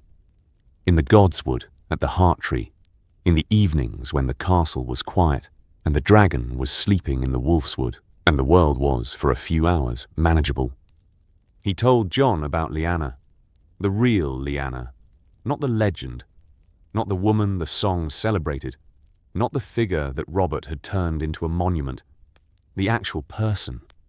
The girl who had been fierce and funny and who had ridden horses better than most knights, and who had fought in armor at Harrenhal because a friend was being bullied, and who had loved a prince because the prince saw her, and she saw the prince, and the seeing was mutual in a way that neither of them could resist. She was. Ned searched. She was not what the stories say. The stories say she was beautiful. She was. But the beauty was the least interesting thing about her. She was brave. She was reckless. She was stubborn in a way that made my father tear his hair, and that made every man who met her either fall in love with her or want to strangle her. Sounds like Arya, Jon said. Ned looked at his nephew, at Arya, who was in the yard below the Godswood, chasing Bran with a stick. Yes, Ned said. Arya is Lyanna. The stubbornness, the wildness, the refusal to be what the world tells her to be. When I look at Arya, I see my sister. And when you look at me, I see my sister's eyes. And behind them, Ned held the pause, Rhaegar's intelligence, Rhaegar's gravity, the weight of a man who carried the future on his shoulders and who did not know how to set it down. You make him sound... I make him sound like a man. Because he was a man. Not the monster Robert made him. Not the hero Lyanna saw. A man. A brilliant, tragic, deeply wrong man who believed that the world's fate depended on his choices, and who made choices that destroyed his dynasty and killed 100,000 people. And I'm his son. You're his son, and Lyanna's son. And Ned looked at the Heart Tree, and mine, not by blood, by raising, by the 17 years of lying that kept you alive. You are my son in every way that matters, Jon. The blood is Rhaegar's. The boy is mine. Jon held this. Why did you keep the egg? Jon said. I didn't know it was an egg. You knew it was Rhaegar's. I knew it was Lyanna's. She asked me to take everything, to keep everything that belonged to the child. The stone, the egg. It was beside the bed. It was part of the bundle. I took it because she asked, and because I keep promises. And you never wondered what it was. I wondered. I assumed it was a Valyrian artifact, a curiosity, a keepsake, something Rhaegar had brought from the south. It was cold, Jon. It was dead. I held it and felt nothing. The nothing made it seem harmless. It was waiting for me. It was waiting for your blood, for the Targaryen in you. The thing that I had been hiding from the world for 16 years was the thing that the egg needed to wake up. My blood is the trigger, and my blood is the danger. Your blood is both. That's the Targaryen legacy. The fire gives and the fire takes. The dragons gave the Targaryens the 7 kingdoms. The dragons also destroyed the Targaryens. The fire is never just one thing. Jon looked at the Godswood, at the weirwood face, red and carved and permanent. Am I a Stark or a Targaryen? Jon said. You're asking the wrong question. What's the right question? The right question is, what kind of man do you want to be? The blood is given. The man is chosen. Rhaegar chose the prophecy, and the prophecy destroyed him. Robert chose the hammer, and the hammer made him king, but the kingship destroyed him. Your mother chose love, and the love killed her. Ned looked at his nephew. You get to choose too. The blood doesn't choose for you. The dragon chose me. The dragon chose your blood. You choose what you do with the dragon. Jon held this. The choice. The thing that Ned was giving him that was more valuable than any name or any inheritance. The understanding that the blood was the starting point, not the destination. The blood said what you were. The choice said who you were. And the who was always more important than the what. I choose the north, Jon said. Ned looked at him. I choose the north. I'm Rhaegar's blood, and Lyanna's blood, and I have a dragon, and the dragon makes me. Important, I guess. To the south, to the politics. But I'm choosing the north. I'm choosing what you taught me. I'm choosing the old gods and the wolves and the people who live in the cold and who need defending. You're 17. I know. It's a big choice for 17. It's a big choice for any age. Then it's the right size for me. Jon looked at the dragon. The dark shape in the wolfswood, visible through the trees, the creature that had changed everything, and that was, despite the changing, still the same animal that had chirped on a bed in a bastard's room 3 weeks ago. I choose the north. Whatever that costs. It will cost everything. Everything worth doing costs everything. You taught me that. I taught you a great many things. Some of them were even right. Jon almost smiled. The almost smile of a boy carrying the weight of a dynasty and a dragon and a secret and a choice, finding enough lightness to almost smile in the godswood with the man who had made the boy possible. Thank you, Jon said, for everything, for the lying, for the keeping, for the 17 years of being my father when you could have been anything else. I couldn't have been anything else. Your mother made me promise. And you keep promises. I keep promises. They sat under the heart tree, the uncle and the nephew, the father and the son, the two Starks who carried a secret that had become a dragon, and a dragon that had become a future, and a future that was arriving faster than either of them could prepare for. But the preparing was happening, and the choosing was done. The world was changing. The dragon was growing. The future was arriving faster than Jon could prepare for it.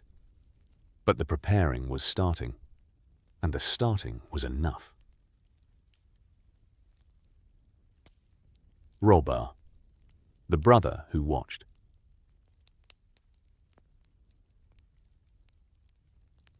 Robb's response to Jon's transformation was the most complicated reaction in Winterfell, because Robb's response was not one thing.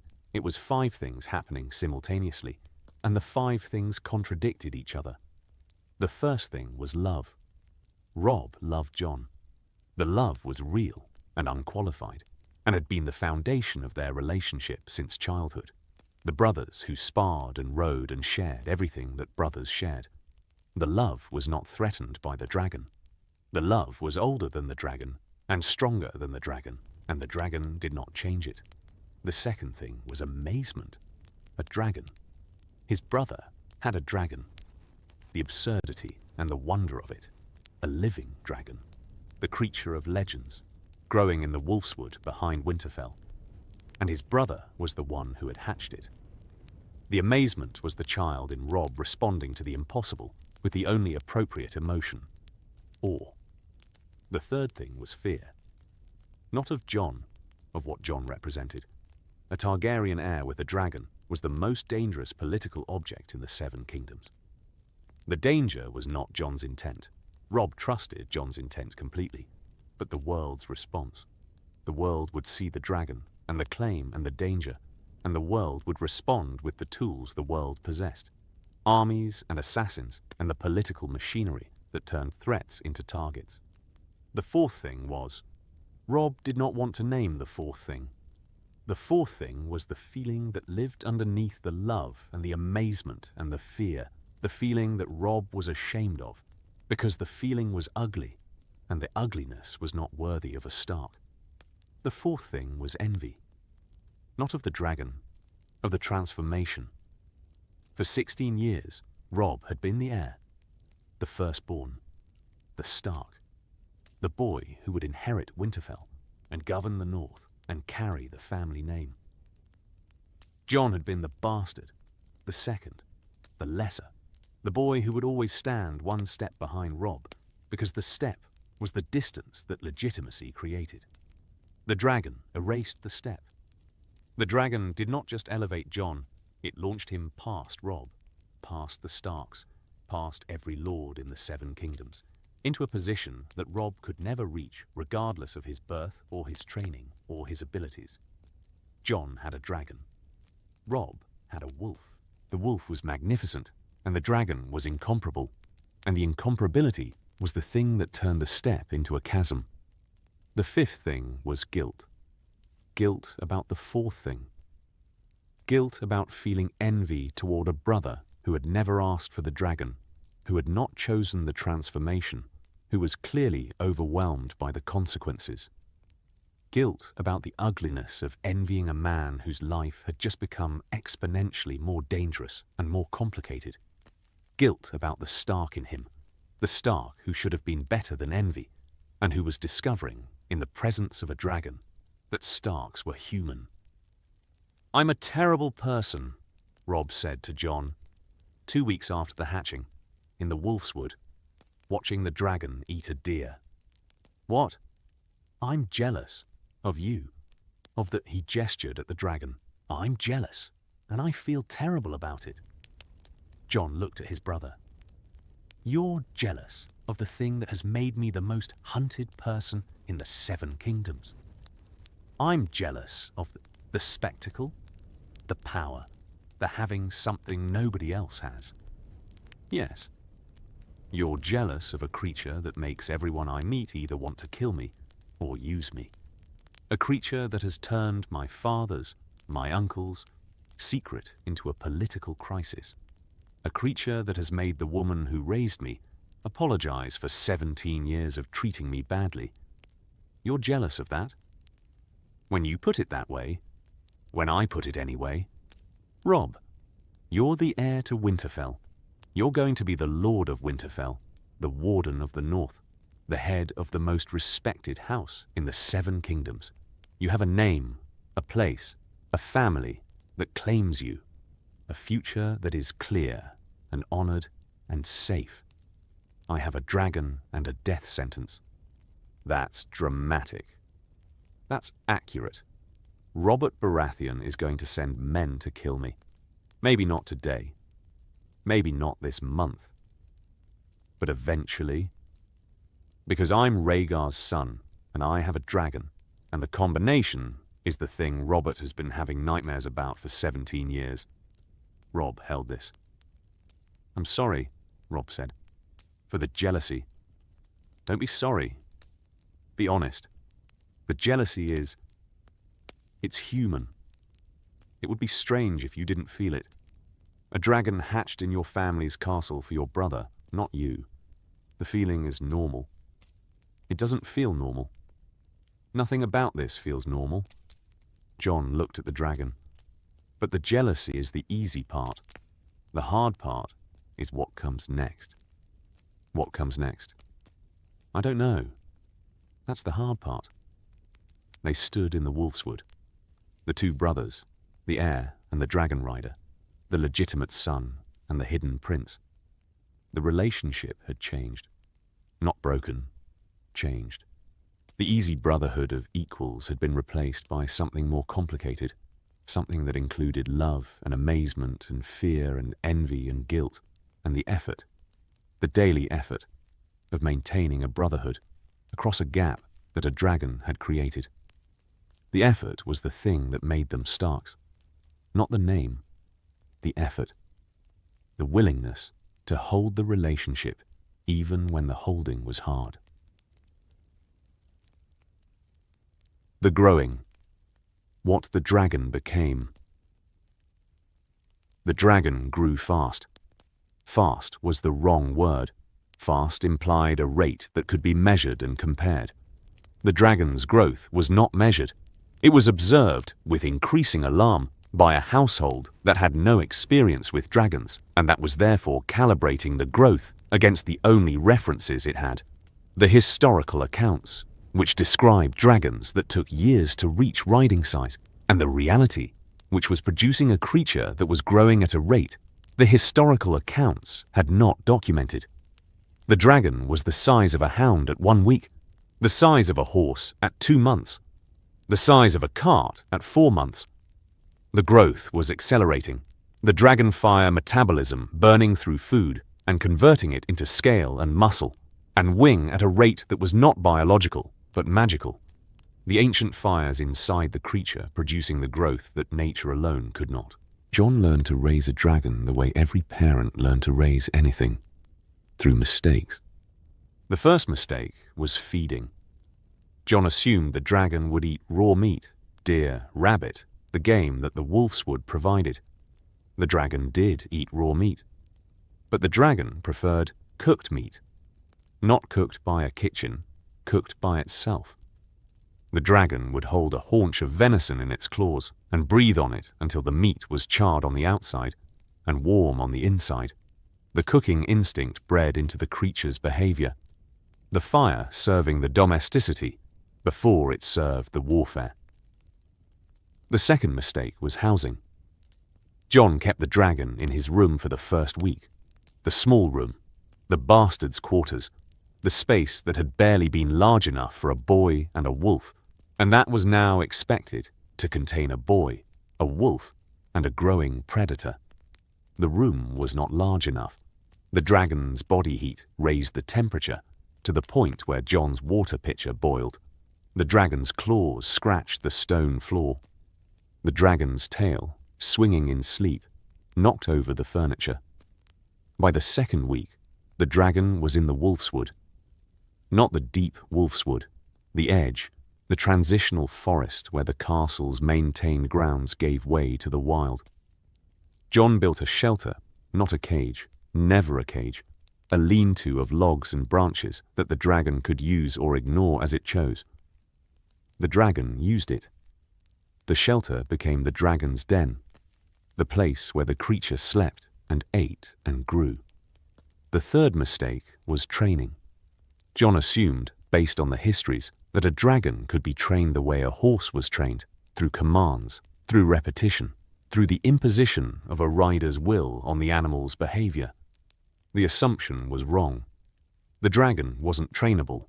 The dragon was negotiable. The distinction was the difference between commanding and persuading, between ordering and requesting, between a master and a partner. The dragon would not fly when Jon told it to fly. The dragon flew when the dragon wanted to fly, and if Jon happened to be on its back at the time, the dragon tolerated the passenger.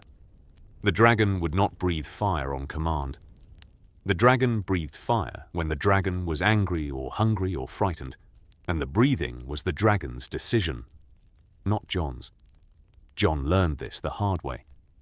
In the third week, he tried to direct the dragon's fire at a target, a dead tree, chosen for practice. He pointed. He commanded. The dragon looked at the dead tree, looked at Jon, looked at the tree again. Then the dragon breathed fire in the opposite direction. Not at the tree, at a rock, 50 feet behind Jon, the fire hitting the stone with a burst of heat that cracked the rock and sent fragments flying. The message was clear. I do not take orders. I do not take direction. I am not your weapon. I am your partner. And partners do not point. Jon stopped pointing. He started asking. Not verbally, through the bond, the warg connection that was growing stronger with each day. The channel between the boy's mind and the dragon's mind that carried impressions rather than words. He sent the impression of the target, the impression of the fire, the impression of the request. The dragon considered the request. For 3 seconds, an eternity, for a creature whose instincts operated at the speed of fire. Then the dragon turned and breathed at the tree. The tree exploded. You asked, Jon said. The dragon's gold eyes held something that was amusement and not compliance, but the recognition of a man who had learned the right way to communicate. "I'll keep asking," Jon said. The dragon closed its eyes. Partnership. The growth created problems. The first problem was feeding. The dragon ate enormously. The Wolfswood's deer population declined visibly in the first month, the predator at the top of the food chain consuming at a rate that the ecosystem could not sustain. Robb organized hunting parties, not for sport, but for dragon feeding. The systematic harvesting of game that was the most bizarre logistics operation in the history of the North. "I'm organizing cattle shipments to feed a dragon," Robb said to Jon, reviewing the supply figures. "This is my life now. Welcome to the consequences of my existence. Your existence used to cost a seat at the lower table. Now it costs 300 cattle a month." The second problem was concealment. A dragon the size of a horse could not be hidden in the Wolfswood. The creature was visible from the air, if anyone had been looking from the air, from the Wolfswood's edges, from the roads that bordered the forest. The dragon flew, short flights at first, the young creature testing its wings, the flights growing longer and higher as the wings grew. Jon's first flight happened in the 4th month. The dragon was the size of a cart, large enough to carry a rider, large enough to sustain flight with weight on its back. Jon had been climbing onto the dragon for weeks, sitting on the broad back while the creature was grounded, feeling the muscles underneath the scales, the volcanic heat radiating through his clothing, the bond humming between them. The flight was the dragon's decision, not Jon's. Jon was sitting on the dragon's back in the Wolfswood, the morning cold, Ghost watching from a distance that the wolf maintained as the minimum safe proximity to the creature that had displaced him. Jon was sitting, and the dragon was resting, and the morning was ordinary. The dragon stood. The standing was the first warning. The dragon's body shifting underneath Jon, the coiling of muscles, the redistribution of weight, the preparation that was visible in every scale and every sinew, the wings extending, slowly at first, then with the snap of full deployment, the 60-foot wingspan filling the clearing. "Wait," Jon said. The dragon did not wait. The launch was vertical. The dragon leaped, the hindquarters driving the body upward with the explosive power of a creature that was built for the sky and that had been waiting 4 months to return to it. The ground dropped. The trees dropped. The Wolfswood dropped. The canopy shrinking below Jon's feet with a speed that his stomach could not process. Jon grabbed the shoulder ridges. The grip was instinctive, the hands finding the holds that the body had mapped during weeks of sitting, the fingers locking around the bone spurs that ran along the dragon's spine. The grip held. The grip was all that held because everything else, Jon's stomach, Jon's breath, Jon's capacity for rational thought, was in freefall. The dragon broke through the canopy, through the morning mist, into the clear sky above the Wolfswood, the sky that was vast and cold and empty, and that was, from this height, the most beautiful thing Jon had ever seen. Winterfell was below. The castle, his castle, the only home he had ever known, was below him, shrunk to the size of a model. The walls and towers and the great hall, and the godswood, and the yards, and the kitchen, and the bastards' quarters all reduced to the miniature version of a life that, from up here, looked manageable. The cares of the ground were small from the sky. The politics and the fear and the hiding and the identity crisis that consumed every waking hour, small. From the sky, the only thing that was large was the sky itself. The dragon leveled. The wings found the rhythm, the steady, powerful beat that moved the massive body through the air with a speed that was not wind speed, but beyond wind speed, the velocity of a creature that was designed for the atmosphere and that moved through it the way a fish moved through water, naturally, effortlessly, at home. Jon felt the bond surge, the channel between his mind and the dragon's mind, the war connection that had been growing for 4 months. The channel opened fully in the air. The dragon's consciousness flowed through the bond and into Jon, and Jon's consciousness flowed back, and the flowing was the completion of the bonding, the final step that required the sky. Because the sky was where the dragon was, most itself, and the most itself was where the bond was strongest. Jon saw through the dragon's eyes. Not literally. The seeing was not visual, but perceptual. The awareness of the dragon's experience overlaying Jon's own. The dragon saw the world differently. The dragon saw heat, the thermal currents, the warm spots on the ground where the volcanic activity ran beneath the surface, the cold spots where the winter was deepest. The dragon saw movement, the animals below, the birds around, the winds that the human eyes could not see, but that the dragon's wings could feel. The dragon saw the world as a map of fire, and the map was beautiful.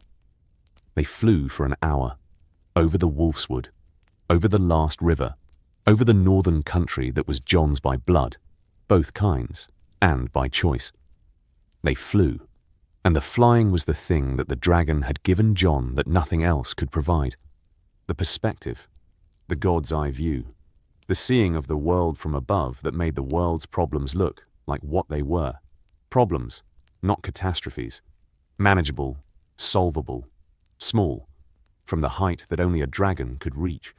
The landing was harder than the launch. The dragon descended in a spiral, the wide circling that reduced altitude gradually, the wings adjusting the angle with each revolution. The ground returned, the trees, the clearing, the wolf at the edge. The ground was the same ground Jon had left an hour ago, but the man who landed was not the same man who had launched. The man who landed had seen the world from above, and the seeing had changed him in ways that the ground could not measure and that the sky could not explain. Ghost was waiting. The white wolf, the red eyes, the patient companion who had watched the dragon take his person into the sky and who had waited for the returning. Ghost pressed against Jon's leg when Jon dismounted, the pressure that said, "You went up. You came back. Don't do that again." "I'm going to do that again," Jon said. Ghost growled. "I know," Jon said. "I know." The flights were visible. The flights produced sightings, travelers, merchants, the inevitable witnesses who looked up and saw the dark shape against the northern sky, and who did not believe what they were seeing until they told someone else who had seen the same thing. The concealment was not possible. Ned had known this from the beginning. The dragon's existence could not be hidden indefinitely. The hatching had occurred in front of witnesses. Robert knew. The Lannisters knew. The secret was not a secret. It was a fact, and facts spread regardless of the wishes of the people they belonged to. The third problem was the most unexpected. Ghost. Jon's direwolf and Jon's dragon did not get along. The two creatures occupied overlapping territory, Jon's space, Jon's attention, Jon's person. The overlap produced competition. Ghost growled at the dragon hissed at Ghost. The two animals circled each other with the territorial hostility of predators who had been given the same resource, Jon, and who were not equipped to share. "They're jealous of each other," Arya said, watching the standoff from a safe distance. Arya, at 10, was the only member of the family who approached the dragon without fear, because Arya approached everything without fear, and because the dragon, which was still young enough to imprint on people who were not afraid, had decided that the small, fierce girl was acceptable. "They're establishing dominance," Jon said. "They're jealous. Ghost has been your wolf for 5 years. The dragon showed up, and now Ghost is sharing. Ghost doesn't share. Dragons don't share either." "Then you've got a problem." Jon had a problem. The problem was not just the animals, the problem was the metaphor. Ghost was the North. Ghost was Stark.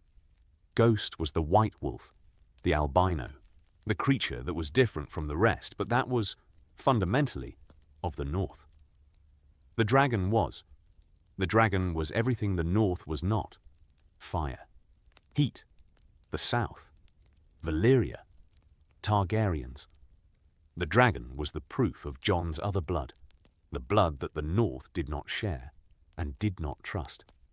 The two animals' conflict was the family's conflict in miniature, the Stark identity and the Targaryen identity, the ice and the fire, the two halves of Jon that the dragon's hatching had exposed and that Jon was going to have to learn to hold together. "You can't choose between them," Robb said, watching the standoff from the yard. "I know. You must not choose between them. If you choose the dragon, if you become the dragon rider, the expense of the wolf blood, you'd lose the North. If you choose the wolf at the expense of the dragon, if you try to be a Stark by denying the Targaryen, you lose the power that the dragon provides. Both. Both. Always both. The man who holds the ice and the fire at the same time. That sounds exhausting. Everything worth doing is exhausting. Father taught us that. Jon held both. Ghost on one side, the dragon on the other. The bastard, the prince, the boy, the man, standing between the two creatures that represented the two halves of his blood, and learning, through the daily practice of holding both, the thing that his parents' story had been trying to teach, that ice and fire were not opposites, they were complements, and a man who held both was not divided. He was complete. The war that wasn't. What the dragon prevented. Robert sent the demand in the 3rd month. The raven came to Winterfell with the royal seal and the king's words. "Surrender the Targaryen bastard and the dragon to the crown's justice. Failure to comply will be considered treason." Ned read the demand. He read it twice. He put it in the fire. "The demand is refused," Ned said. To Jon, to Robb, to Catelyn, to the household.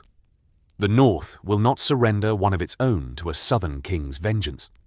The refusal was the declaration, not of war, of independence, not formally, not with the ancient title, not with the great Jon's bellow. The refusal was the drawing of a line, the Stark line, the line beyond which the Iron Throne's authority did not extend, the line that said, "Come north and test us." Robert did not come north. Robert did not come north because Robert was not stupid. Robert was drunk and grief-stricken and furious, but Robert was not stupid. Robert understood. Tywin made sure Robert understood that marching north against a Stark household that possessed a dragon was the definition of military suicide. "The dragon changes the mathematics," Tywin wrote to Robert, in a letter that was not a letter, but a strategic assessment disguised as counsel. "The boy's dragon is young but growing. In 6 months, it will be large enough to destroy an army. In a year, it will be large enough to destroy a kingdom. The window for conventional military action is closing. If conventional military action is to be attempted, it must be attempted now, before the window closes entirely." Robert did not attempt military action. Robert did not attempt military action because Ned had sent ravens of his own. To the Riverlands, the Tullys, Catelyn's family, to the Vale, the Arryns who still remembered their foster son's honor, to the North's bannermen. The ravens said the same thing. The North stands together.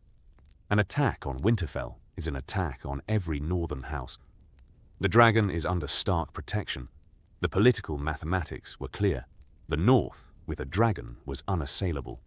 The Riverlands, allied to the North through Catelyn, would not permit passage for a royal army heading north. The Vale was neutral, but sympathetic. The calculus said, "Leave the North alone." Tywin redirected. Tywin always redirected. The lion did not charge into unfavorable terrain. Tywin advocated for containment. Let the dragon grow in the north. Monitor it. Prepare defenses, scorpion bolts, the Dornish model, the anti-dragon fortifications that had once brought down Meraxes. Wait for the dragon rider to make a mistake, because dragon riders always made mistakes, and the mistake would provide the opportunity. The war that should have happened, Robert's Rebellion. Part 2, the Southern Army marching north to kill the Targaryen heir, did not happen because the dragon made it impossible. This was the dragon's first gift. The deterrence. The prevention of a war through the existence of a weapon too terrible to test. The dragon sitting in the Wolfswood was the most effective peacekeeping force in the history of the Seven Kingdoms, and the effectiveness came not from the burning, but from the not burning, the latent threat, the unused fire, the shadow on the ground that said, "Do not come here." Jon learned from this. He learned that power's greatest use was its non-use. He learned that a dragon that never burned was more valuable than a dragon that burned constantly. He learned that deterrence was not cowardice. It was the most sophisticated form of strength, the understanding that the weapon's existence was the weapon's purpose. He learned these things the way he learned everything, by watching, by listening, by the careful observation of consequences that was the bastard's gift, the outsider's skill, the habit of a boy who had spent his life watching the family he belonged to from the edge of the family's circle. The edge was expanding. The circle was widening. The bastard was becoming something else. But the becoming was not complete.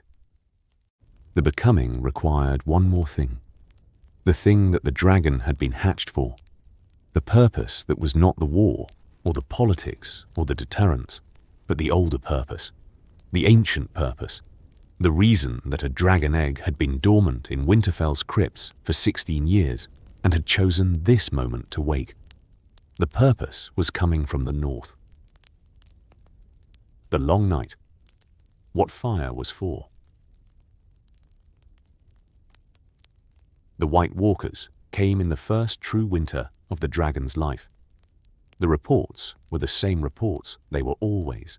The disappearances, the cold, the dead rising, the walls' warnings, the night's watch's desperate ravens, the understaffed fortress begging for help against a threat that the south dismissed as fairy tales and that the north dismissed as northern exaggeration.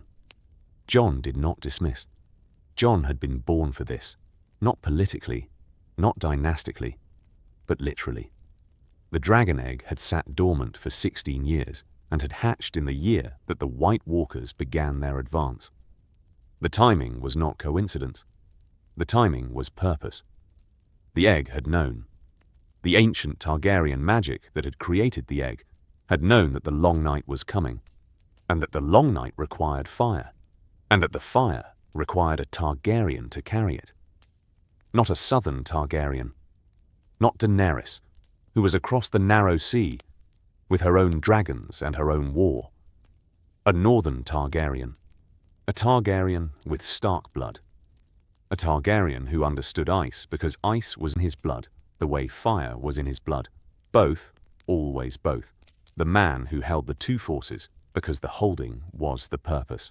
The dragon was meant for this, Jon said to Ned. In the solar, the ravens from the wall spread across the desk, the reports of the advancing dead, the urgent pleas of the night's watch. You don't know that. I know that a dragon egg sat in Winterfell's crypts for 16 years and hatched in the year the White Walkers started marching. I know that the egg was Rhaegar's, my father's, and that Rhaegar believed in the prophecy, the prince that was promised, the song of ice and fire. Prophecies are words, but the dragon is real, and the White Walkers are real. And I am the only person in the world who has both fire and ice in his blood, and I have a dragon, and the dragon hatched now. Jon looked at the ravens. This is what I'm for. Not the politics, not the crown, not the Game of Thrones. This. Ned looked at his nephew, the boy who had been a bastard, the boy who had been a secret, the boy who was now a man with a dragon and a purpose that was larger than any throne or any kingdom. Your mother would agree with you, Ned said. Would she?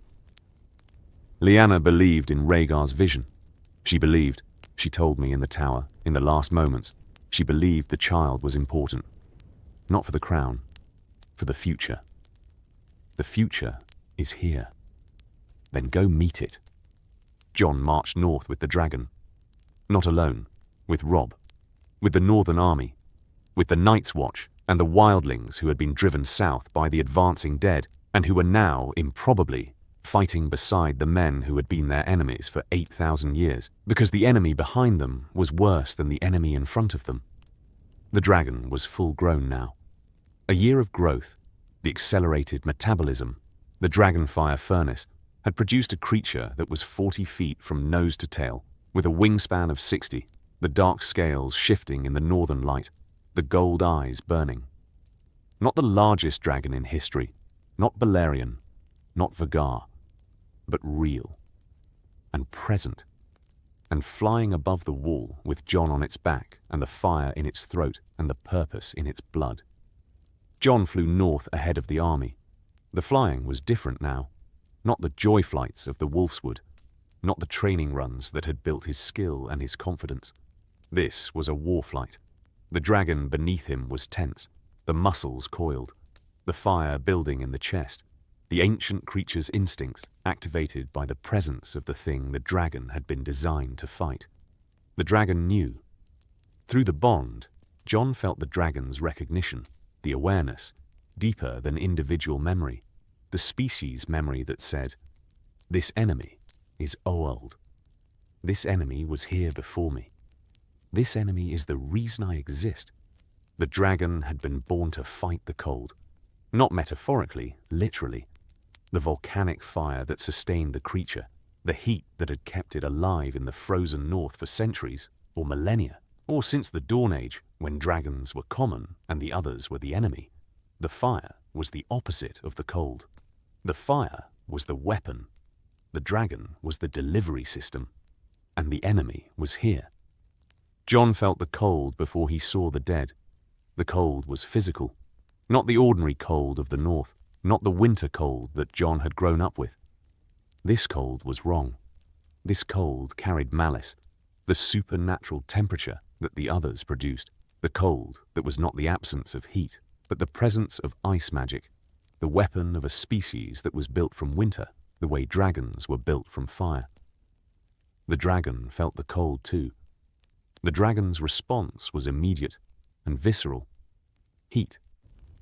The internal furnace surging, the volcanic fire building in the chest cavity, the creature's body producing more heat than it had ever produced, the instinctive response of a fire creature to the presence of its opposite number. Then Jon saw the dead. The army of the dead spread across the landscape below like a stain, from the wall's base northward, covering the land as far as Jon could see. Thousands, tens of thousands, hundreds of thousands. The dead of 1,000 years, gathered and animated by the others' magic. The blue-eyed corpses marching south with the patient inevitability of a wave approaching a shore. The wall was ahead. 700 feet of ice, stretching from horizon to horizon, and the wall was failing.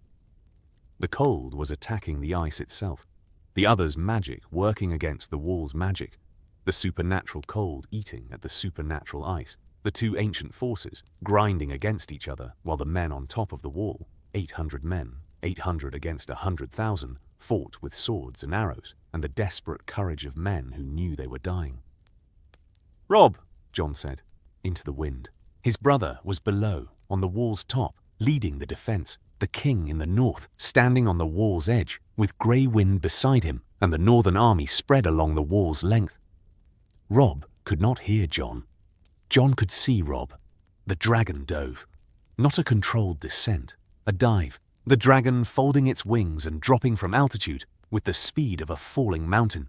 The air screaming past Jon's face with the force of a storm, the ground rushing up with the violence of impact. The dragon opened its wings at 200 feet. The deceleration was brutal. Jon's body slammed forward against the shoulder ridges, the force of the arrested dive compressing his spine and blurring his vision. The dragon leveled, low, 50 feet above the ground, flying north over the wall and into the dead. The dragon breathed. The fire was the thing that justified everything. Blue-white, volcanic. Hotter than any fire the world had produced since the doom of Valyria. The fire poured from the dragon's throat in a river, not a burst, not a single exhalation, but a sustained flow of heat that lasted 10 seconds and covered 200 yards of ground and turned everything in its path to ash. The dead burned. The burning was not the slow ignition of living things. The dead were dry, frozen, the preserved corpses of 1,000 years of collection. They burned instantly. The blue-white fire hit the frozen bodies, and the bodies ignited, and the ignition was total. The fire consuming the corpse and the magic that animated it simultaneously, the heat defeating the cold, the fire unmaking the ice. Jon flew over the army of the dead, and the dragon breathed, and the dead burned, and the burning cleared a swathe through the army that was 200 yards wide and a mile long. The swath was visible from the wall. Robb could see it. The northern soldiers could see it. The 800 men of the Night's Watch could see the line of fire cutting through the army that had been unstoppable, and that was now, for the first time, stoppable. The dead did not react. The dead did not run or scatter or seek cover. The dead continued marching, the blue eyes unchanged, the frozen bodies moving into the fire with the mechanical persistence of things that did not understand fear. This made the burning easier and harder simultaneously. Easier because the targets did not evade. Harder because the non-evasion made the burning feel less like combat and more like clearing. Systematic. Mechanical. The fire applied to the dead the way a plough was applied to a field. Jon flew pass after pass. The dragon's fire was not infinite. The creature needed to rest between exhalations, the furnace recharging for 30 seconds before the next breath. In the gaps, Jon circled, the dragon climbing for altitude. Jon looking down at the devastation and seeing the pattern. The swaths of ash cut through the army of the dead. The geometric lines of destruction that the dragon's passes were producing. The others responded. 3 of them. The pale ice creatures, the white walkers, the commanders of the dead army. They moved toward the dragon's landing zone with the cold precisions of beings that were not panicking but calculating. The ancient intelligence behind the blue eyes, assessing the new threat and formulating a response. The response was ice. A white walker raised its hand and the air condensed, the moisture freezing instantly. The supernatural cold producing a spear of ice that was not carved but grown. The weapon appearing from nothing with the speed of magic. The ice spear flew at the dragon. Jon felt the dragon's awareness, the warning, the instinct, the predator's recognition of an incoming threat. The dragon banked, hard, the wings tilting, Jon's body thrown sideways against the shoulder ridges, the ice spear passing through the space the dragon had occupied a heartbeat before. The spear missed. The dragon's response was immediate. The fire hit the White Walker, not the sustained river of flame that the dragon used against the dead, but a concentrated burst, a focused blast that was hotter and smaller and directed at a single target. The fire hit the walker, and the walker did not burn. The ice magic met the dragon fire, and the 2 forces cancelled.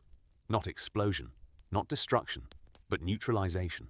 The heat and the cold annihilating each other in a burst of steam that filled the air with the smell of something ancient dying. The walker was not destroyed. The walker was driven back, staggering, the ice armor cracking, the creature that had been invulnerable to steel shown to be vulnerable to dragonfire. The vulnerability not lethal, but real. The walker retreated. The others retreated. The dead faltered, the animated corpses losing their animation as the commanders withdrew. The magic that kept them moving, fading as the source of the magic moved north. The dead fell. Not dramatically, they simply stopped. The blue eyes dimming. The frozen bodies returning to the death they had been stolen from. Thousands of corpses, standing and then not standing. The army dissolving as the others retreated and took their magic with them. The battle was over. Not the war. The others were not destroyed. The others retreated north, into the frozen wasteland, into the ice that was their home and their fortress, and the place where even a dragon could not follow. The retreat was a tactical withdrawal, not a defeat. The others would return, in years or decades or centuries, when the conditions were favorable and the defense was weaker. But the immediate battle was won. The wall held. The dead were burned. The living survived. Jon landed the dragon on the wall. The wall's top was narrow for a dragon, the creature's wings extending past the edges, the dragon's body occupying the entire width of the passage. Jon dismounted. His legs were shaking. The flight had lasted 2 hours, the longest and most intense flight of his life. The physical and mental effort of directing fire against an army draining him to the point of collapse. Robb was there, running along the wall's top, grey wind beside him, the king in the north covered in frost and sweat, and the evidence of a battle fought with swords, while his brother fought with fire. Jon. Robb. Robb embraced him.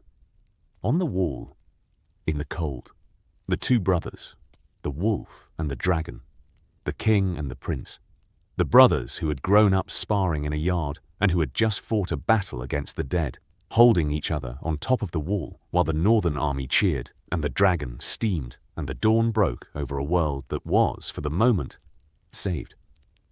"You did it," Robb said. "We did it. You flew against an army of the dead on a dragon. I stabbed things with a sword. The contributions were not equal. The contributions were necessary. Both. That's generous. That's accurate. The wall held. The dead were gone. The living breathed. The battle for the wall was the battle that justified the dragon's existence.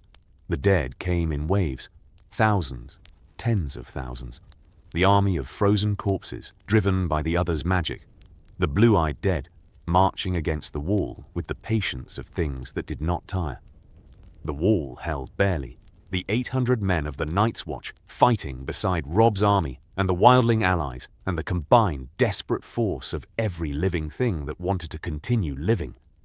And above them, the dragon flew. Jon rode the dragon above the wall and breathed fire into the army of the dead, and the dead burned. The burning was not the ox-cross burning, not the horror of men dying in their tents. This was the burning of things already dead, the fire returning the corpses to the death they had been stolen from, the dragonfire doing the thing that dragonfire was designed to do, unmake the unmaking. The fire was beautiful. In the northern dark, against the ice and the snow and the grey sky, the dragonfire was beautiful. The blue-white heat cutting through the cold. The lines of flame across the dead. The ancient opposition of fire and ice manifested in a single battle above the wall. Jon flew and burned, and the dead fell, and the others retreated. The pale ice creatures driven back by the fire they could not withstand. The ancient enemy, repelled by the ancient weapon that the Targaryens had carried for 300 years, and that was now in a Stark's hands, being used for the purpose the Starks had guarded for 8,000 years. The wall held. The long night was pushed back. Not ended, the others were not destroyed, the ancient threat was not eliminated, but pushed back, contained. The immediate crisis resolved by the combination of swords and strategy and dragonfire that was, Jon knew, the combination that would be needed again, in other years, in other generations. The dragon was not a permanent solution. The dragon was a generation's defense. The next generation would need its own. But this generation had its defense, and the defense was a boy from Winterfell who carried ice and fire in his blood, and who had used both. The choice. What Jon chose. Jon returned to Winterfell from the wall, and the return was the opposite of every return he had made before. Before, the returns had been quiet. The bastard coming home. The boy who belonged and didn't belong. The face at the edge of the family that was seen but not celebrated. This return was different. The Northern Army marched through Winterfell's gates with Jon at its head. Not at the head, beside Robb, the two brothers riding side by side, the king and the prince, the wolf and the dragon. The dragon flew overhead. The creature that had saved the wall was circling Winterfell in the late afternoon light, the dark scales catching the winter sun, the wingspan casting a shadow across the castle that was, for the first time, not frightening. The shadow was protective. The shadow had burned the dead. The shadow was the reason the people in the castle below were alive. The small folk came out to watch, not with fear, with awe. The distinction was the thing that the wall battle had changed. Before the wall, the dragon was a threat. After the wall, the dragon was a shield. The same creature, the same fire, the same impossible power, viewed differently because the power had been used for the people rather than against them. Jon dismounted in the courtyard.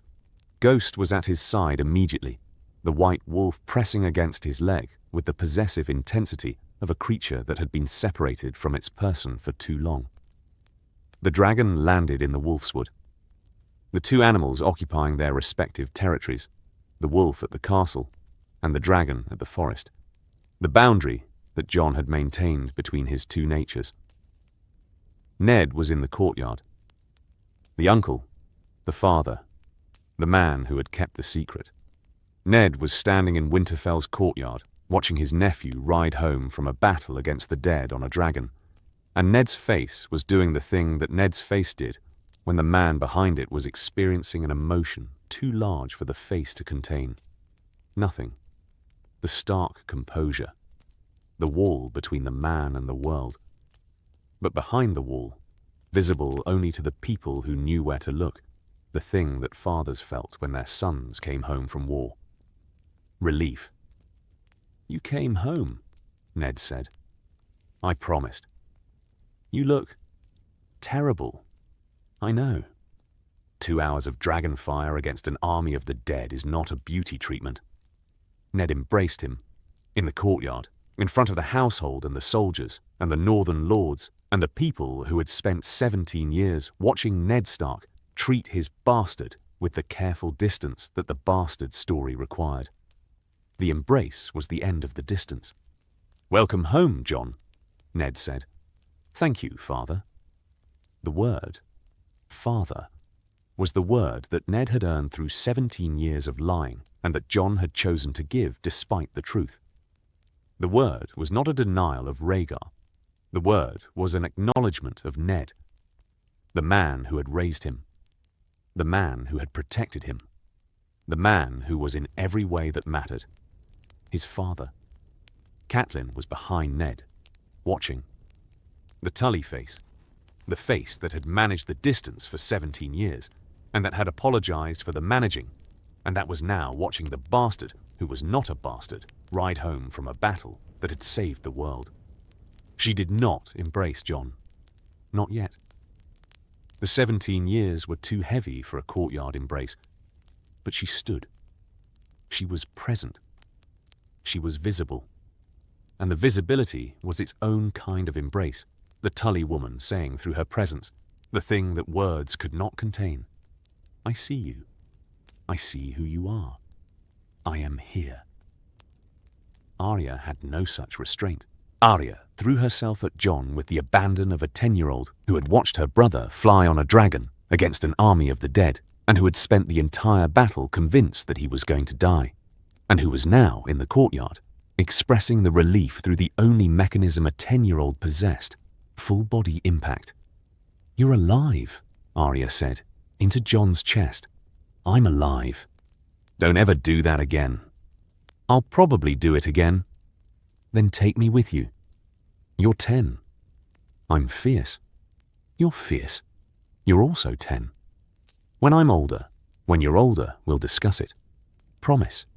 "I promise." Arya released him.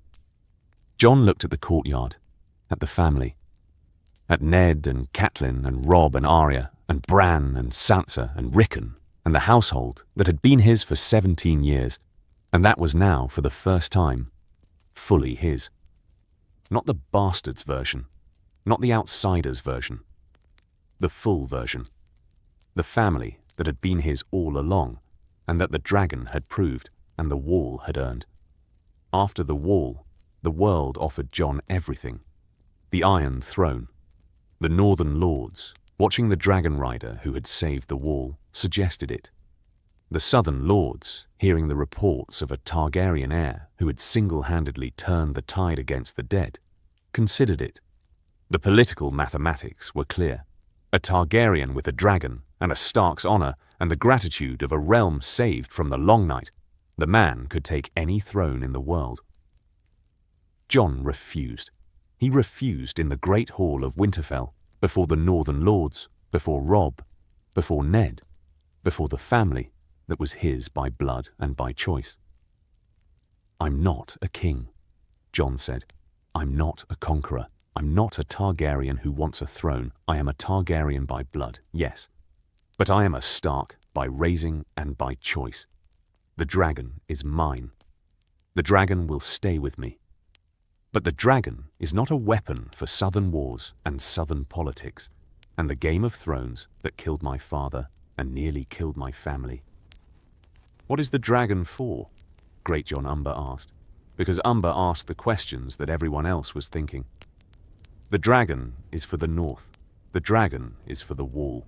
The dragon is for the long night, for this one, and for the next one, and for every one that comes after. The Targaryens built a dynasty on dragonfire. I'm building a defense. You could rule the 7 kingdoms. I could. I don't want to. I want—" Jon stopped. He looked at the hall, at the faces, at Robb, who was watching with the complicated expression of a brother who loved him and envied him and was proud of him simultaneously.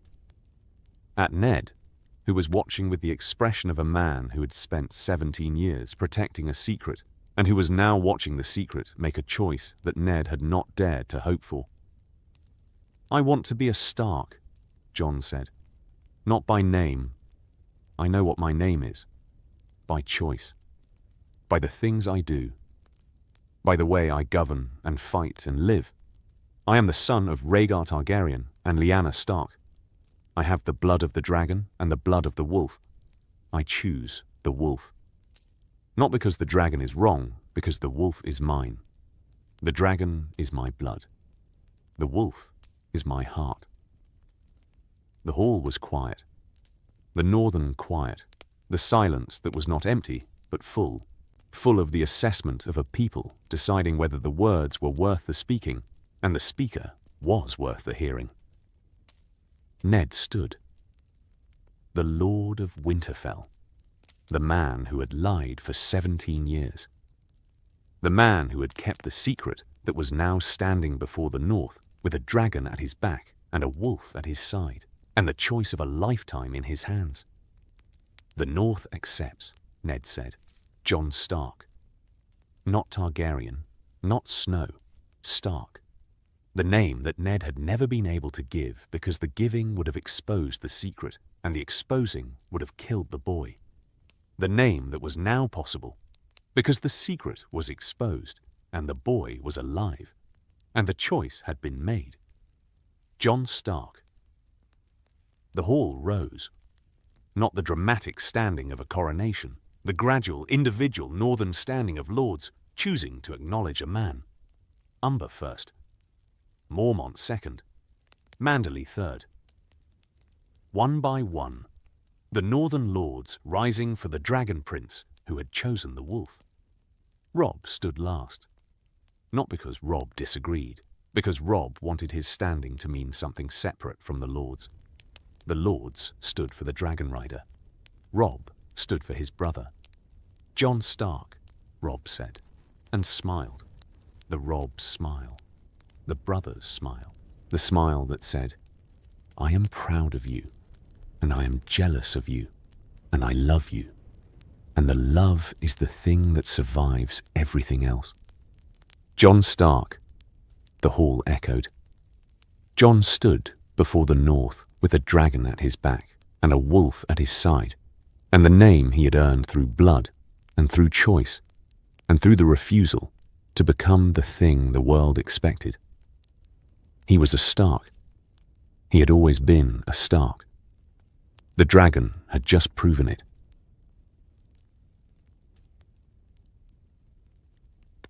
What if Jon Snow hatched a dragon in Winterfell? The egg came from the Tower of Joy, Rhaegar's legacy, Lyanna's keepsake, the stone that Ned carried north with a baby and a promise. The stone sat in Winterfell's crypts for 16 years, dormant, waiting for the blood that would wake it. The blood came. Jon found the egg. The egg found Jon. And the hatching, in the bastard's quarters, on the third night of the royal visit, while Robert Baratheon slept 2 floors below, cracked open every secret and every relationship and every political balance in the 7 kingdoms. Robert saw the dragon and saw the truth. The bastard was not a bastard. The bastard was Rhaegar's son. Ned had lied. For 17 years, the most honest man in the 7 kingdoms had lied to the king's face to protect his sister's child. Robert did not swing the hammer, because the child had Lyanna's face, and Lyanna's face was the one thing Robert could not destroy. The dragon grew. The world responded. Tywin calculated. Stannis assessed. Daenerys watched. Robert raged. The North closed ranks around the dragon rider, who was Stark by raising and Targaryen by blood, and who was learning, day by day, to hold both. The dragon's purpose was not the Southern War.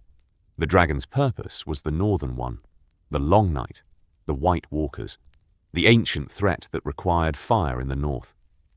Jon flew against the dead on the dragon's back and burned the army that no sword could stop, and the burning was the justification for everything the dragon had cost, the secrets exposed, the relationships shattered, the political explosion that had detonated the morning the egg cracked.